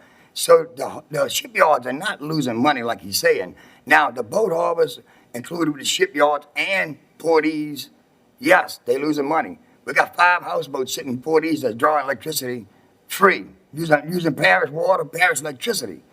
Now, when it comes to picking up on the shipyard, there's no way that the shipyards are losing any money. You break down in each individual category and do marina to marina, shipyard to shipyard, and you're going to see that the shipyards are not losing money. And the guy he's talking about that they waited after hours to pick up, that was me. I hit a piling outside in Bastion Bay yesterday. I had to sit outside the locks for 8 hours. I got a 4-foot hole with about 1.5 feet wide. I sat outside these shipyard, outside the locks for 8 hours. Wouldn't let me inside the locks to get me picked up. Now, yes, one man stayed there. He picked me up and left me hanging in the hoist. But before y'all vote on this ordinance, I would love to see y'all give us due process. Have public hearings. Let the people say their case. Do your own research. Break down each one individually. There's no essentials in this parish that you're going to raise up five times what it really is now. Now, doubling it, yes, I can understand. But 5 times. We just had a pay increase for our shipyard, our boat harbors, 4 times the normal rate. This was only 4 years ago. Now, we pay it. The problem is you got people that don't pay. You keep talking in the good guys, you're not talking in the bad guys. Quit talking in the good guys. We get on the shipyard, we pay. We get off, we pay. So the shipyard is not losing money like they're talking about. These guys are on salary. They work salary days. They're getting paid no matter what to pick up and to put down. Do your research. Please give us due process. Let's have public hearings. We have one set up. COVID messed it up. Don't vote on this today. Give us due process and do your own homework. And I promise you, the shipyard's not losing money. Thank you.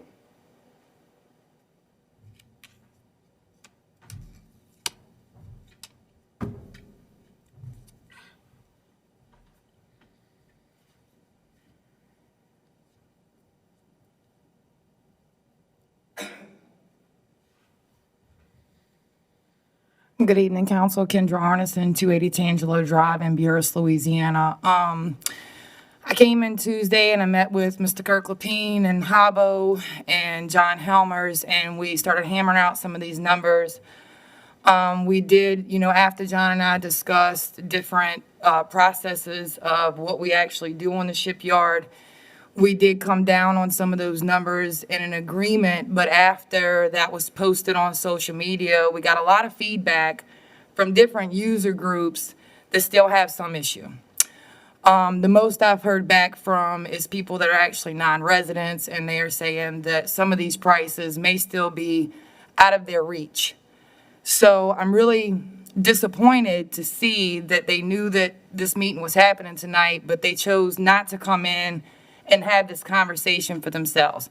I live here, I work here. When I came in with John and Habo, I didn't fight for the non-residents. I didn't fight for oil and gas, that's not my lane. I didn't fight for the recreational fishermen, that's not my lane. When I came in, I fought for people to live here, work here, and spend their money here.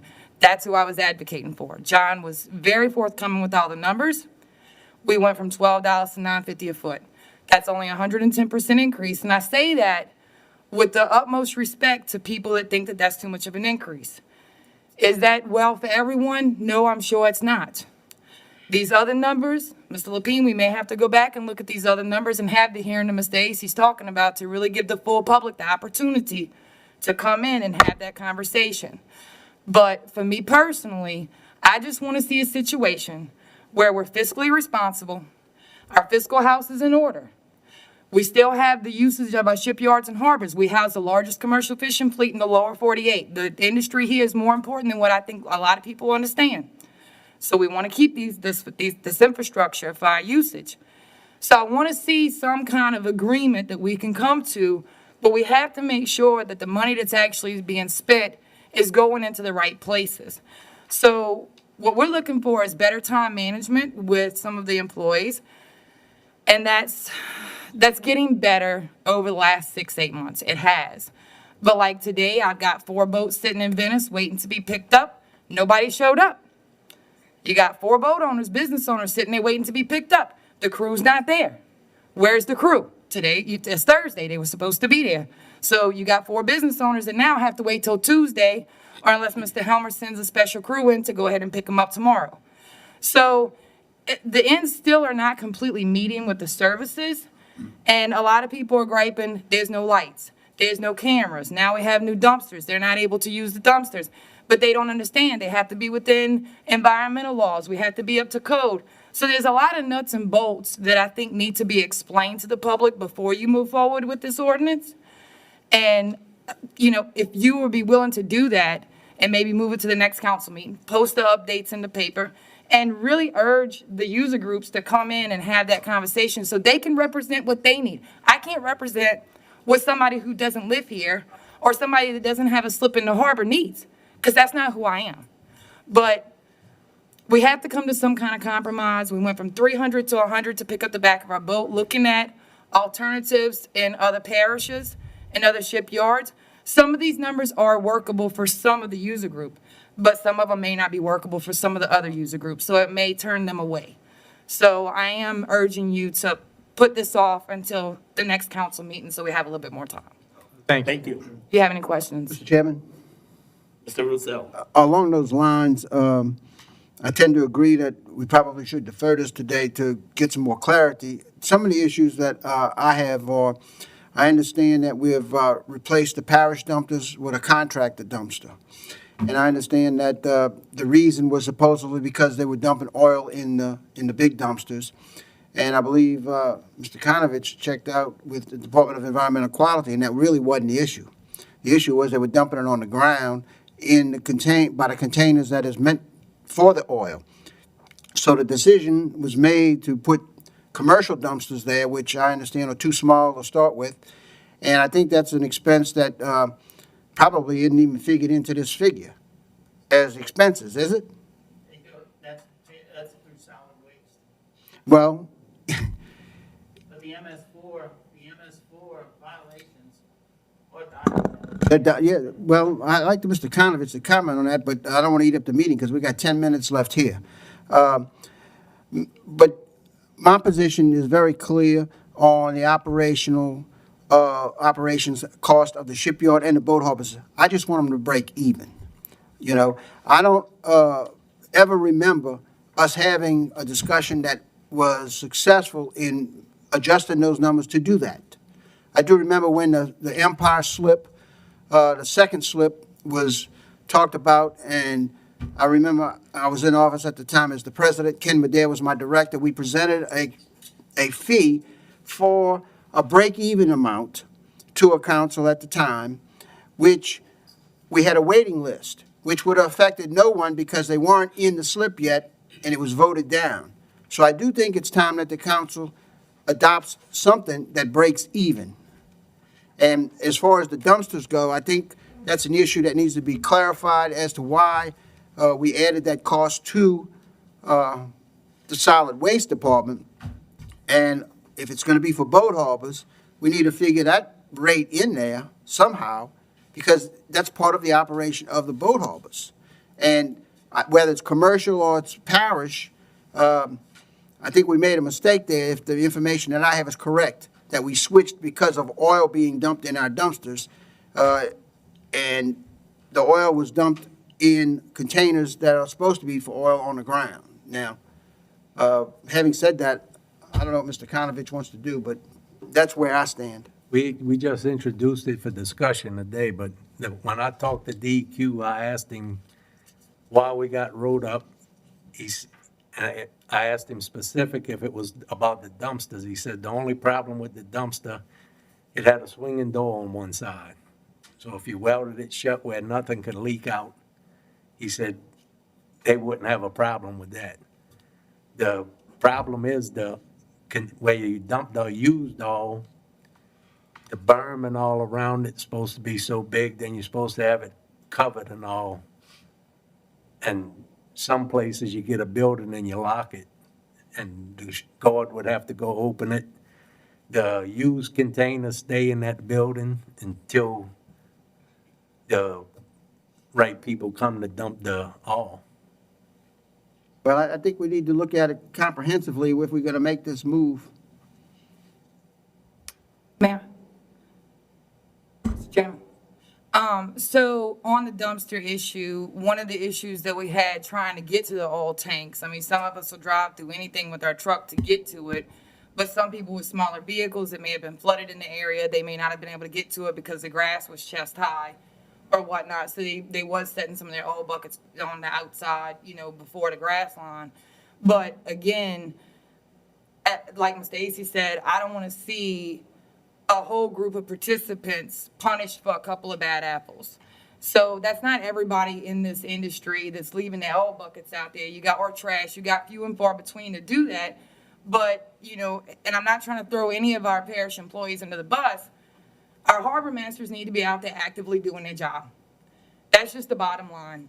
And they need to be watching what's going on and making sure people are doing the right thing. And when, I mean, we have everything under surveillance in Venice and almost, you know, the whole Shipyard and Empire. if someone's leaving oil buckets, then they should be fined for that. I mean, there's ways to identify those people and follow up so that that's taken care of.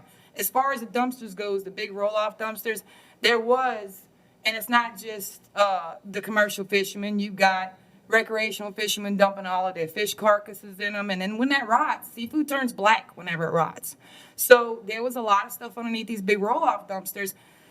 But with these dumpsters with the doors on them, the top of it, the flip lid is so high. If I stand in the back of my 3500 Chevy and reach as high as I can open it and put something big inside. But I mean, we just redid our skiff and I had to put everything on the ground, and I texted John. I said, look, my utility trailer is full of materials for building the flooring on the deck in the boat, and my truck's full. I'm going to leave this pile right here. I'm going to pick up all the small stuff, but I have to leave the pile till my trailer and my truck's empty, and I'll come back. I'm going in the morning to pick it all up because the boat was splashed today. So there's issues that we're running into because now we don't have a dumpster on our shipyards to put trash. We don't even have the lidded dumpster on the shipyard. That's down in the harbor. So I had to go take the black garbage can, drag it over there, even to put the small stuff in. And I'm not complaining. I'm not lazy. I don't mind going to get the garbage can. Don't get me wrong. But all this big stuff, now I have to load up. I have to take a chance of hauling it down the road. Something might fly off my trailer into a resident's windshield and hurt someone. You know, I mean, this is the whole floor of a boat I'm trying to throw away. So now I got to take it all the way from Venice all the way up to the Boothville dump. So now I'm putting all Plaquemines residents that are on that road while I'm moving at risk. So that's a problem. We need a large enough dumpster on our shipyards that we can utilize. So other than that, you know, I mean, that's it, guys. I just urge you to wait until we can get some representatives from the, I mean, you talk about oil and gas, Richie. We talk about recreational. So if they want to be in the space and place with these new numbers and represent their sectors, then those parts of our industry are going to need more time, including the non-residents. Thank you, Ms. Kendra. Thank you. Could you read, Ms. Barb, could you read the emails, please? Yes, sir, we have many of them. First one is from Marla Cooper, 42941 Highway 23, Venice, Louisiana. Received on Wednesday, May 27th at 12:13 p.m. I'm sorry, Tuesday, May 26th at 4:32 p.m. Honorable Council Representatives, I'm contacting you today in reference to your May 28th Agenda Item 9A7, which proposes rate increases for parish shipyards. I'm asking that you do not adopt these increases. These are very high with increases of 100 to 1,100%. These figures are horrible and unacceptable, and I would hope that you would all agree with me on that. How are increases in power services calculated? Surely our water, trash pickup, or any other services are not allowed with the calculations that were used to propose these prices. It seems these figures were pulled out of the air. The entire state seafood industry has faced disaster after disaster in the past few years, one of which was just last year. The freshwater intrusion to our estuaries in 2019 had such a devastating effect that the governor declared our industry a disaster. This year, like everyone else in the world, our industry was at a standstill due to COVID-19 pandemic, not to mention the very low prices that we are paid for our fresh products due to foreign imports flooding our markets. If I were to just pick up the back of my boat, which is a 31-foot skiff, to change a wheel, the cost would go from $77.50 for the first 3 hours to $434. This increase is not acceptable and it's not fair or reasonable. Our fishermen cannot afford an increase like this. Ms. Barb? Thank you for that, but we're gonna defer this item. Okay.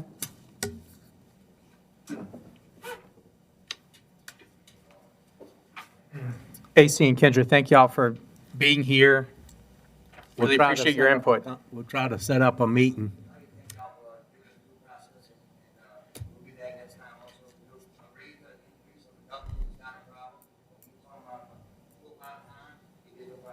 Don't need to come back next time, man. We'll try to get a town hall meeting in Buras, maybe, next week. Thanks again, y'all. Item 8. An ordinance to amend the Chapter 14, Article 3, Section 14-80 of the Plaquemines Parish Code of Ordinances to provide for the sales taxes retained by a dealer and otherwise to provide with respect thereto. So offered. Second. Seconded by Ms. Newberry. Is there any comments from the table? Audience? Roll call vote. Councilmember Bartholomew. Yes. Councilmember Black is absent. Councilmember Arbro. Yes. Councilmember Gooey. Councilmember Roussel. Yes. Councilmember Newberry. Yes. Councilmember LaFrance. Yes. Councilmember Blank. Yes. Councilmember Koknovich. Yes. And the ordinance is adopted by a vote of 8-0. Thank you. Item 9.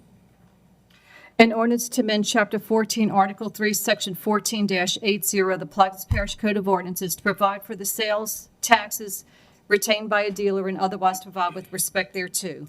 So offered. Second. Seconded by Mr. Konovich. Any questions or comments from the table? Audience? Roll call vote. Councilmember Bartholomew. Yes. Councilmember Black is absent. Councilmember Arbro. Yes. Councilmember Gooey. Yes. Councilmember Roussel. Yes. Councilmember Newberry. Yes. Councilmember LaFrance. Yes. Councilmember Blank. Yes. Councilmember Koknovich. Yes. And the ordinance is adopted 8-0. Thank you. Item 10. An ordinance approving a plan of re-subdivision of lots S1, S3, and S6, Blaine Sutton Division, Empire, Plaquemines Parish, Louisiana, into lots S1A, Blaine Sutton Division, Empire, Plaquemines Parish, Louisiana, shown on the plans and plat of survey by Dufresne Surveying and Engineering, Inc., dated March 17, 2020, revised April 23, 2020. The owner having fulfilled all the requirements of the subdivision and re-subdivision ordinance of the parish of Plaquemines without cost of Plaquemines Parish government or the parish of Plaquemines, and otherwise to provide with respect thereto. We have a motion by Mr. Blank, Second. seconded by Mr. Konovich. Any comments from the table? Offer's read. Audience? Roll call vote. Councilmember Bartholomew. Yes. Councilmember Black is absent. Councilmember Arbro. Yes. Councilmember Gooey. Yes. Councilmember Roussel. Yes. Councilmember Newberry. Yes. Councilmember LaFrance. Yes. Councilmember Blank. Yes. Councilmember Koknovich. Yes. And that ordinance is adopted 8-0. Okay. Item 11. An ordinance to amend and readopt Plaquemines Parish Code of Ordinances, Chapter 22, Water, Sewer, and Refuse, Section 22-8, Usage Rates, Subsection 3, to rescind, annul, and set aside ordinance number 07-15 and otherwise provide with respect thereto. I'd like to offer as read. We have a motion by Mr. Blank, Second. seconded by Mr. Konovich. Any questions or comments? Mr. Roussel? Yes, I'm opposed to this ordinance. It takes money out of the sewer and water fund, and at this time, I don't think it's a right thing to be doing. I understand your concerns about the budget, Councilmember Roussel. What's going on, the way this is written, if you have multiple connections on a water meter, you're billed for those individual connections. And some of the constituents are viewing that as an unfair billing practice, that they're paying for a service that they're not receiving, especially due to the downturn in the economy, due to COVID-19, and other reasons. Entities like motels, RV parks, things like that, they're paying a $1,500 water bill when they may only be using like $400 worth of water. They're not wanting anything for free. They're just wanting to pay for the service that they get and the product that they use. And so that's why I brought this forward. I'd like to ask the administration, I got an email from Mr. Todd Eppley explaining it. Mr. Eppley, do the administration have a position on this?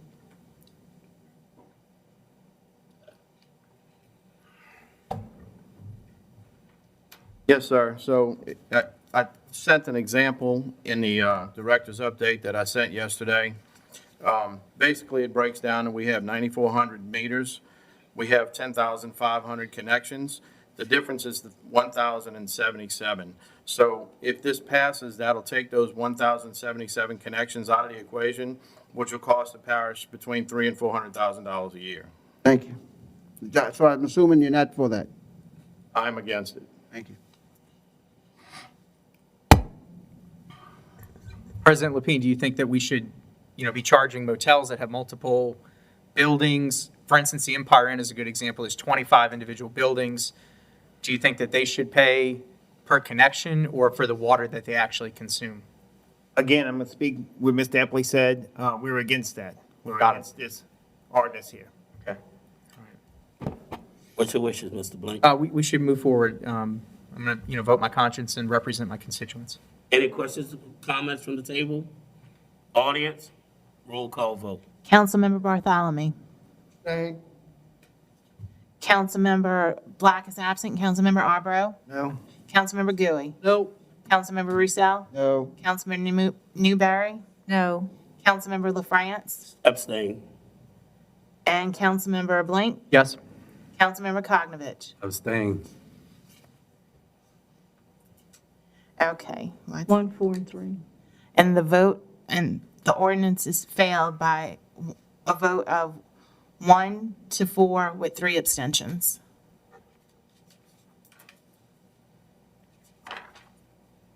What you, item 12? Yeah. Okay. 9A12, an ordinance to rescind, annul, and set aside ordinance number 403 adopted December 8, 1982. Rescind, annul, and set aside sections 6 and 7 of ordinance number 40 adopted April 9, 1964. Establish Article 9 to be titled Mosquito Control of Chapter 13 of the Parish Code of Ordinances. Establish a user fee for mosquito control in order to continue to abate, control, eradicate, and study mosquitoes and other arthropods of public health importance in all activities incidental thereto and otherwise provide with respect thereto. And Well- Councilmember LaFrance, we do have one email comment. Okay. We have a motion by Mr. Blank For discussion only. for discussion only, Second. seconded by Mr. Conover. Mr. Blank. Sure. In order to keep the mosquito control department functional in the midst of a budget crisis, one potential solution could be putting mosquito control on the water bill, much like in our neighbors in Jefferson Parish do. Another option is a millage specifically dedicated for mosquito control. I'd like to open up to the floor for discussion.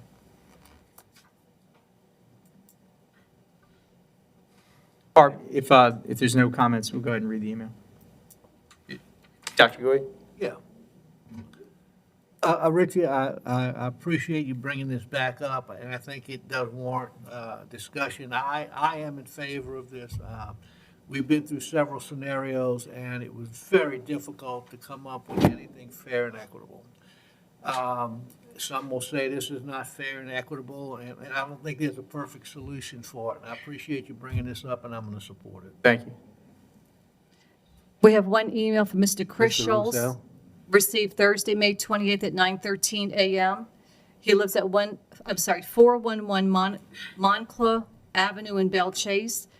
As stated earlier, I wish the council would not take up big items on a meeting that is so restricted on who can attend. With only 25% capacity, which includes council members and administration, the public does not have a chance to attend and voice concerns. I'm not necessarily against this fee, but would like public to have more of a true public meeting to voice concerns. Mr. Roussel? Yes, I would prefer to see some type of hybrid fee for mosquito control. If we're going to go this route, I would prefer to see us do a millage and let the people vote on a 3 mil proposal on the ballot. And for those that are homestead exempt that will not pay anything, then cut this rate in half to $3.50 and probably raise the same amount of money. However, I can't vote for just sticking on a $7 fee on the water bill without the people having some opportunity to weigh in. Any more comments from the table? What's your wishes, Mr. Blank? Oh, it was just discussion only today. Okay. Thank you. For the discussion, we move to the next item, employees.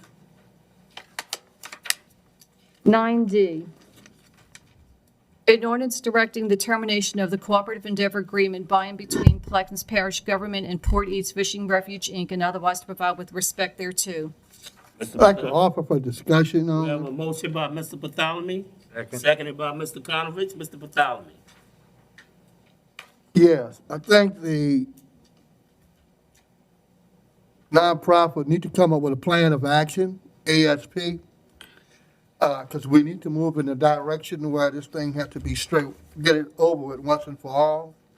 And they need to bring to us a proposal of what their expectations are, of what they plan to do, how to move forward, Port East. And I said, we don't have any communication by next meeting. Is this falling off this week? No.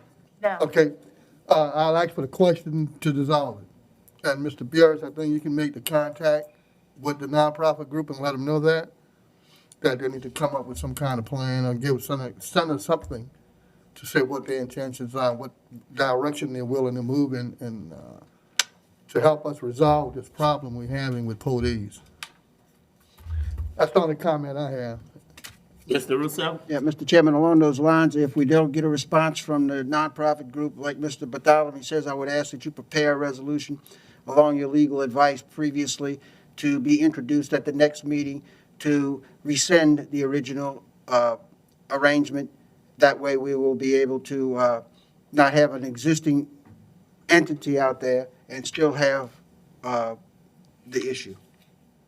Yeah, so if the consensus on the council is to in fact remove the Portage Fishing Refuge, I'd rather redraft the ordinance so that it's more comprehensive than what Mr. Bartholomew drafted. So I'll be prepared to do that. I will tell you that the parish president and I have been in touch with Mr. Kutcha and several members, and what I can say is that they have been very aggressive in lobbying the senators and the congressmen to get this funding available. It's kind of their position, is my understanding, is that until this passed, is dredged, it's going to be extremely difficult to make Port Eads profitable. And so I do know that they've been working very hard, lobbying the congressmen, lobbying the senators, and trying to get the South, I think it's South Pass dredged, so that Port Eads hopefully can be profitable. So I'm representing to the council that they have not been inactive. It's just, it's their position that until the passage dredge, it's going to be very difficult to really get any kind of income out of Port Eads. And while I appreciate those comments, Port Eads has been built many years ago now, and 16 million bucks have been invested, and this government has not received $1. So profitable for who is the question. And I'm not really concerned about us having to go through the public bid process or anything like that. I would just as soon pursue some nature institution or university to use it as a conservancy research station or something, just so we don't have to expend money, but to the benefit of a small group of fishermen versus the general public, I have an issue with. So I would prefer to see us move in the direction, if they don't have a plan that benefits this government after a $16 million investment. Well, look, their position has been, and they've told me this, if it's the council's will to get rid of them, they're okay with that. I mean, I think they're serving, they're not getting paid or anything like that. And I think, quite frankly, with a lot of the politics involved, it's probably more of a hassle than anything. I know these guys are passionate about Port Eads, but they've said if the council wants us to go, we'll go. Obviously, it's been my advice that it's easier to attract someone with a nonprofit entity there. But if it's the council's will to go back the public bid route or pursue wildlife and fisheries, CPRA, whoever, to make it a conservancy or some kind of research center, we'll go whatever route you guys want to go. Because you also have to remember, at the end of the day, you all have to sign on to what we're doing. I think so. It may be hard to even find an occupant with the research. I think even some of the research vessels would have a hard time getting into the marina in the harbor. So I'll have a conversation with the Port Eads Fishing Refuge. I'll ask them to reach out to you guys, try to get an update, a status report, and then if you guys aren't satisfied and ask me to draft an ordinance rescinding their creation, then that's what I'll do. I would hope that you would do that in advance, prepared at the next meeting for the introduction. For the removal. Thank you. Thank you. Rennie, what steps need to be taken to advertise Port Eads in the back of, say, like Boats and Harbors magazine, a commercial maritime classified, or reach out to, say, NOAA or LUMCON to occupy the facility? No steps at all. I mean, to the extent that there's funds available in a budget, we can do whatever advertising you guys want us to do, or we can ask the Port Eads Fishing Refuge to do the advertising. I mean, I'll be honest, I'm not very knowledgeable about the intricacies of what they've done and not done in terms of the things you're talking about, but obviously we can have a conversation about that. And if there's funds available in the refuge itself, or to the extent that there are funds available in a budget that we have at the parish, nothing prevents us from doing any of the things you described. Thank you. Mr. Gui? Yeah, and the reason that the Portage Refuge, a nonprofit, was created was because it was proposed as a benefit to parish government in the way of an installation or maybe liability and the ability to go out and look. And all that sounds good. The research facilities, that all sounds good. But until South Pass is dredged, that's the reason we're in the position we are. When South Pass filled up, everybody hit the road. And you can't blame them because the facility, as much as it costs and as beautiful as it is, nobody's going to do anything until that pass is dredged. And Mr. Helmers and I had a conversation about a time schedule, and I think it was in an email that was sent, that this fall and spring, we should see a resolution to that. Now, once that happens, that's going to open up the door, and we need to be ready to decide which door we're going to go through.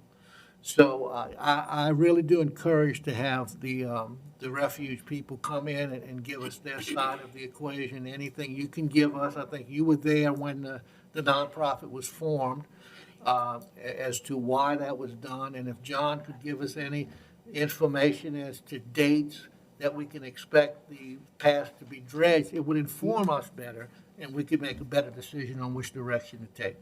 Yes, and without beating a dead horse, we created the nonprofit because it allowed us some flexibility in finding a potential tenant. So that's why we did that. We want to do that. Well, we had a group wanting it last year, but the nonprofit wouldn't let them have it. Got to do the Gazette, too. They wouldn't. I think that's inaccurate. I mean, I think if you read the proposal they presented to this council itself rejected the terms of the proposal. They basically, No. well, I remember the proposal being presented and basically they wanted it without any, I mean, I read it myself and there were some significant legal issues with the proposal. But look, in the sake of time, because we're going to leave here in a few minutes, the bottom line is that we gave it to a nonprofit who turned around and gave it to a for-profit. And for that 6 years or 5 years, there was no accounting of what they did to this government. They might have reported to the nonprofit. I don't want to be in that situation again. So in the sake of time, we're going to leave here in about 5 minutes. We're going to take a few things out of order, I would hope, Mr. Chairman, so we can move on. So I'd like to move to some items of importance. Okay.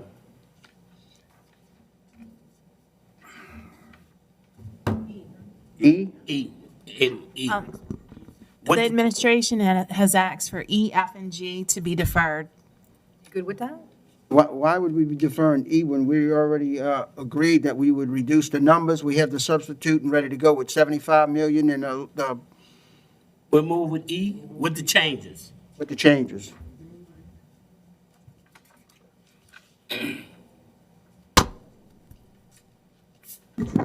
Bear with me, please.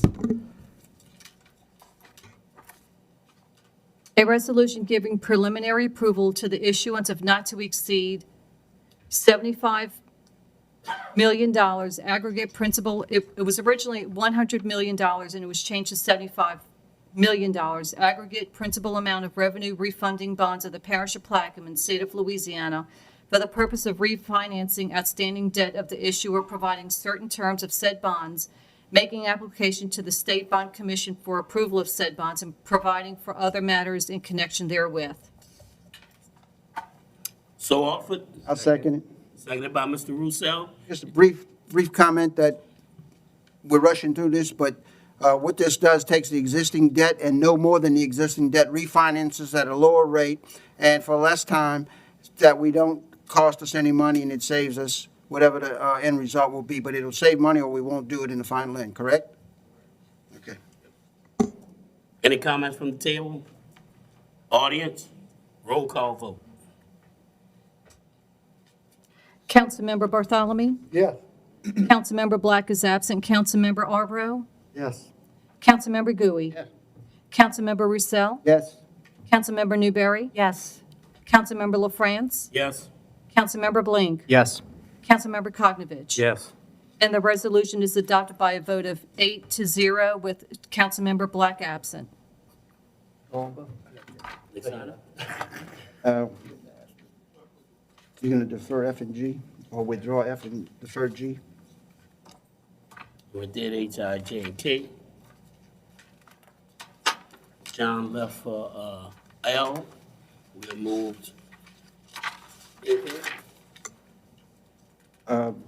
I'd like to see us, let's move to Q. Item Q, please. An ordinance. Q was deferred. Yeah. Okay. Which one? Q. Q, 9Q is deferred. I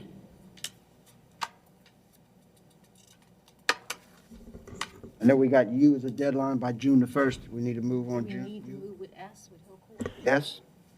Yeah, that's money. S? Yes. 9S, an ordinance to accept the bid or the portion bid of Hillcore Energy ILP for mineral lease purposes on Parish Tract 20-2, covering parish-owned property located in N1/2 of the NW 1/4 of Section 1 in T21S R26E Buras Levy District, Plaquemines Parish, Louisiana, estimated to contain approximately 34 acres out of a total of 400 acres, more or less, and otherwise to provide with respect thereto. So offered. Second. Seconded by Ms. Newberry. Any questions or comments from the table? Audience? Roll call vote. Councilmember Bartholomew. He's not there. Okay. Councilmember Black is absent. Councilmember Arborough. Yes. Councilmember Gooey. Councilmember Roussel. Yes. Councilmember Newberry. Yes. Councilmember LaFrance. Yes. Councilmember Blink. Yes. And Councilmember Koknovich. Abstain. Yes. Bartholomew's back. Okay, and Mr. Bartholomew voted yes to the ordinance. The ordinance passed by a vote of 7 to 1 abstention. Okay.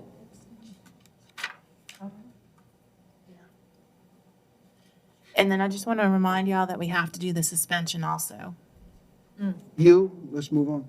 Okay, you are.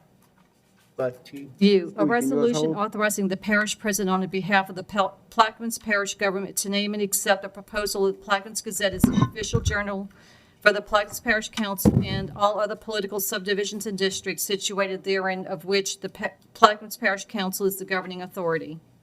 So offered. Second. Seconded by Mr. Koknovich. Any questions, comments from the table? From the audience? Roll call vote. Councilmember Bartholomew. Yes. Councilmember Black is absent. Councilmember Arborough. Mr. Yes. President. Councilmember Gooey. Mr. Lapine. Councilmember Roussel. Yes. Councilmember Newberry. Yes. Councilmember LaFrance. Yes. Councilmember Blink. Yes. And Councilmember Koknovich. Yes. And the resolution is adopted by a vote of 8 to 0. Thank you. So item T is gonna be withdrawn, Mr. Chairman? Yes. Okay, thank you. V. Mr. Levine, can you hold the ferry for 10 minutes? Mr. Lapine, can you hold the ferry for about 10 minutes so we can finish? Thank you. Does he need to be done? No, but V should be. V, yes. V and W, and the suspension. 9V, an ordinance for Plaquemines Parish government's grant on behalf of the Buras Levy District of temporary culvert and pipeline easement to CPRA for the Spanish Pass Marsh Creation Project BA-0203 and otherwise provide with respect thereto. Offer. Second. Motion by Mr. Koknovich, seconded by Mr. Blake. Any comments from the table? Audience? Roll call vote. Councilmember Bartholomew. Yes. Councilmember Black is absent. Councilmember Arborough. Yes. Councilmember Gooey. Yes. Councilmember Roussel. Yes. Councilmember Newberry. Yes. Councilmember LaFrance. Yes. Councilmember Blake. Yes. And Councilmember Yes. Koknovich. And the ordinance is adopted 8 to 0. 9W, an ordinance for Plaquemines Parish government's grant on behalf of the Buras Levy District of temporary easement to CPRA for the Spanish Pass Marsh Creation Project, BA-0203, and otherwise provide with respect thereto. Offer. We have a motion by Mr. Conovich, seconded by Mr. Blank. Any comments from the table? Audience, roll call. Councilmember Bartholomew. Yes. Councilmember Black is absent. Councilmember Arbro. Yes. Councilmember Gooey. Yep. Councilmember Roussel. Yes. Councilmember Newberry. Yes. Councilmember LaFrance. Yes. Councilmember Blank. Yes. And Councilmember Kokmovich. Yes. And the ordinance passes by a vote of 8-0. We'll move to item 10A1. I'll make a motion to suspend the rules, Second. seconded by Mr. Conovich. A resolution authorizing the Plaquemines Parish Community Agency to prepare the necessary application to the Louisiana Workforce Commission receiving the Coronavirus Aid, Relief, and Economic Security Act 2020 Community Services Block Grant Funds, authorizing the President of the Plaquemines Parish Government to sign and submit said application and contract and otherwise provide with respect thereto. This is a motion to suspend the rules. Second. Yes. Councilmember Bartholomew. Yes. Councilmember Black is absent. Councilmember Arbro. Yes. Councilmember Gooey. Councilmember Roussel. Yes. Councilmember Newberry. Yes. Councilmember LaFrance. Yes. Councilmember Blank. Yes. And Councilmember Kokmovich. Yes.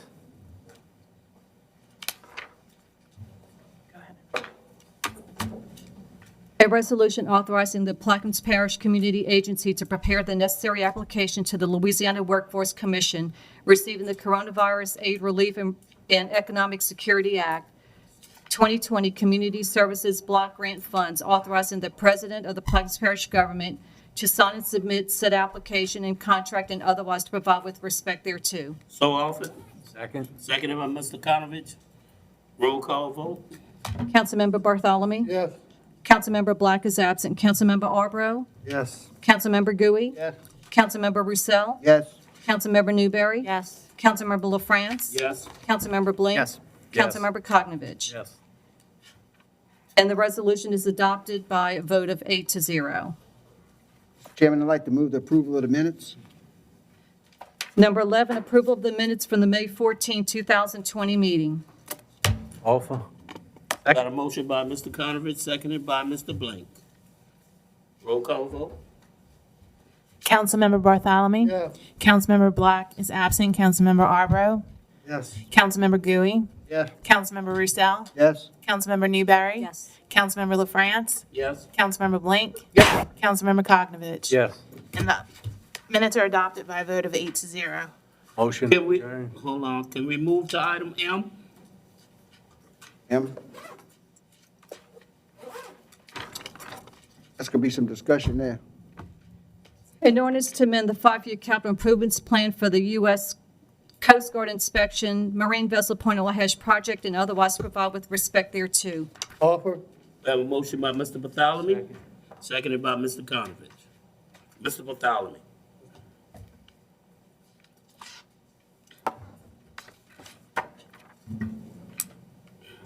This is for the 5-year certificate renewal on the motor vessel Point Lahash. It's pretty much the same thing we did with the Bell Chase 2. We need a 20% match for the $1.2 million grant.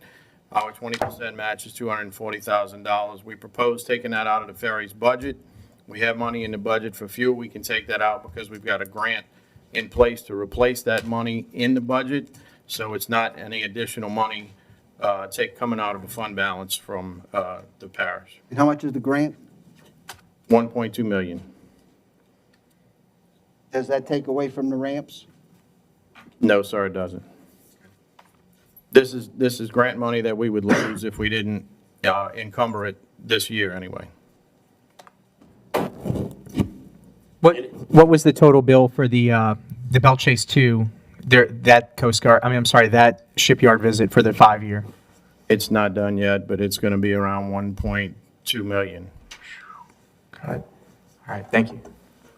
Excuse me, you did say it wasn't applied to the ferry ramps, right? It was, the money never was applied towards It's that. not taking money away from the ferry ramps, no. Question.